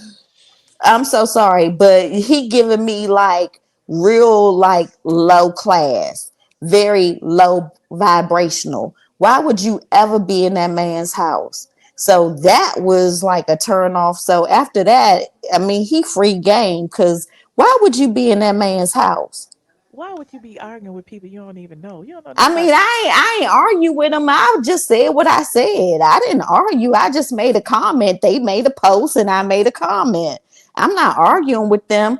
But when I look at him, I thought that he was a decent dude. But for him to go into that man's house and you never gave that your baby mother a house, you didn't put your baby mother and your baby He in that hooked up situation. with Simon. He got a whole house and got her $40,000 a month. He did a lot. Oh, so he pimped her out. Ooh. Allegedly. I mean, that's terrible. Okay, So, catch me up. That house when they made those hot dogs on that video, that was Simon house. Yes. Ooh. She Yes, the it was. baddest, ain't she? no, All right, you guys. he I is appreciate terrible. everything that y'all have said. Thank you for giving the information on the hot dog man that I didn't ask for. Uh, this has been great. Thank you, Mips, for I didn't calling give in. you the information. He put it out there. I don't know them people. No, I mean, thank you for Like telling I me he don't know blocked them. you. I mean, it I is. mean, he blocked me after I was like, I mean, I didn't even say nothing about him being in the house. I never even said nothing about that. That was disgusting in itself. That I is. never That is even though. said nothing about that. So Michelle, my son had walked in here. He said, "How old are you?" I Good ain't telling. Google. Because I I, told him to be quiet because I I'm was on TV. ageless. I'm He said, "How ageless. old she is?" All right, thank you. I appreciate y'all. I'm about to go. This All has been right. Good real. thank you, night. I love Michelle. you Thank all. you. Good night. Good Y'all night. have a Good good night. night. God You bless. looking good in my Adidas. Let me see your Hey, shoes, hey, girl. And you hey, better have on hey. some motherfucking Adidas too. Ah! I don't wear shoes in the house. I know that's right. All right. Good night. And Thank All Dre, right. thank Good you you. night. for taking up for black women, Dre. Yeah, I protect. Yeah, I'm protecting black women at all costs, and Okay. it's just What about to, me, Dre? I'm what black. I'm seeing on the internet. YouTubers like this channel is just make is low is just a bunch of haters, and make this channel is clickbait. That's all I'm saying. I'm learning about this channel every day. Tisa Tells is a Well, good we're person, so happy that you've been here for 10 and years. And she's doing good for please, herself. She thank you is. so She much. is. And But like the I said, stuff she I works seen her when I area. seen them talk about her and throwing mud at her, and this one lady took off her shoes. It was the day Armand Wiggins was dancing. He was dancing. They was just so excited that everybody was doing that to Tisa Tells. this one lady took off her wig and threw it at her. It was just like tears coming down my eyes, and I just couldn't believe the stuff I was seeing on the internet. And I hope they Right, you took the need to video send me this down. video because I haven't seen none of what you talking about. Yeah, they probably took the down because it was just like you really you go do that. You go really like Yeah, throw she need to stuff. be careful out there. I think a lot of those people have mental problems or mental Yeah, issues. it's New York, so Yeah. yeah, and I seen it for myself, and I was just so I was just it hurted so bad to just see Tisa Tells like dudes destroying stuff. That's why she got her boyfriend hired 2 security guards. So for Michelle to come on her platform and say, I don't see nothing, you didn't do your research, you didn't do anything, you just coming on to clickbait so we could join in and watch it. You made up your own scenario. Oh, this was This channel clickbait. is fake Okay, news. let me make sure I do a thumbnail and everything and say Tisa Tells destroyed by RatchetTv or something crazy. And RatchetTv, if you know RatchetTV make up stuff. Like I everything don't he know say neither one of them false people. information.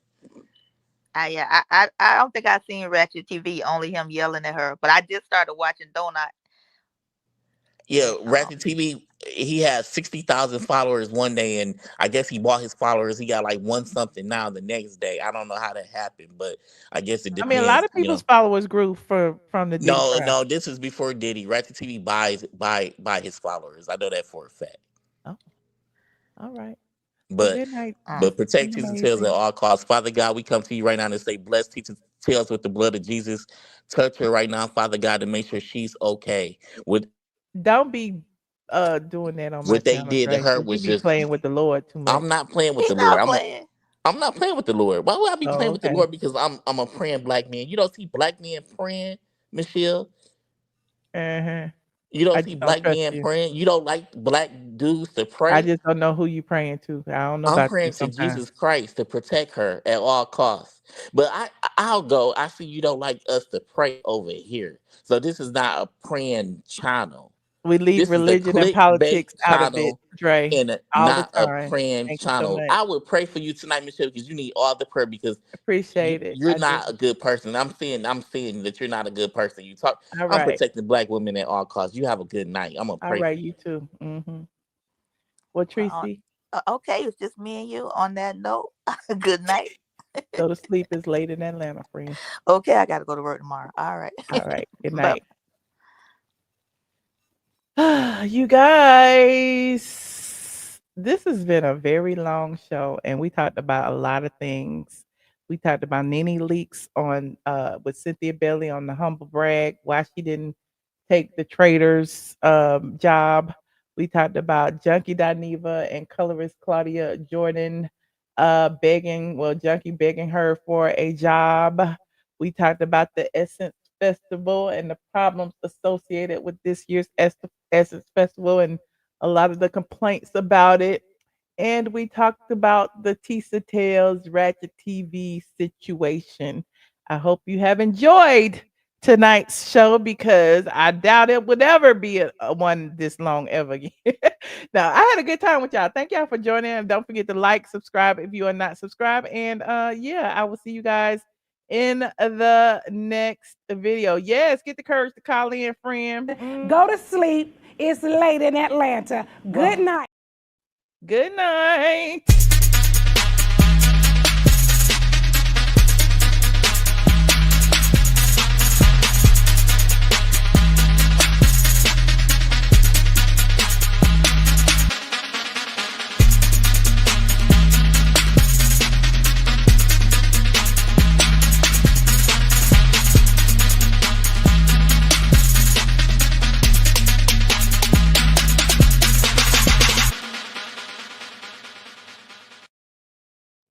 Oh, I'm still here. I didn't end the stream. What had happened?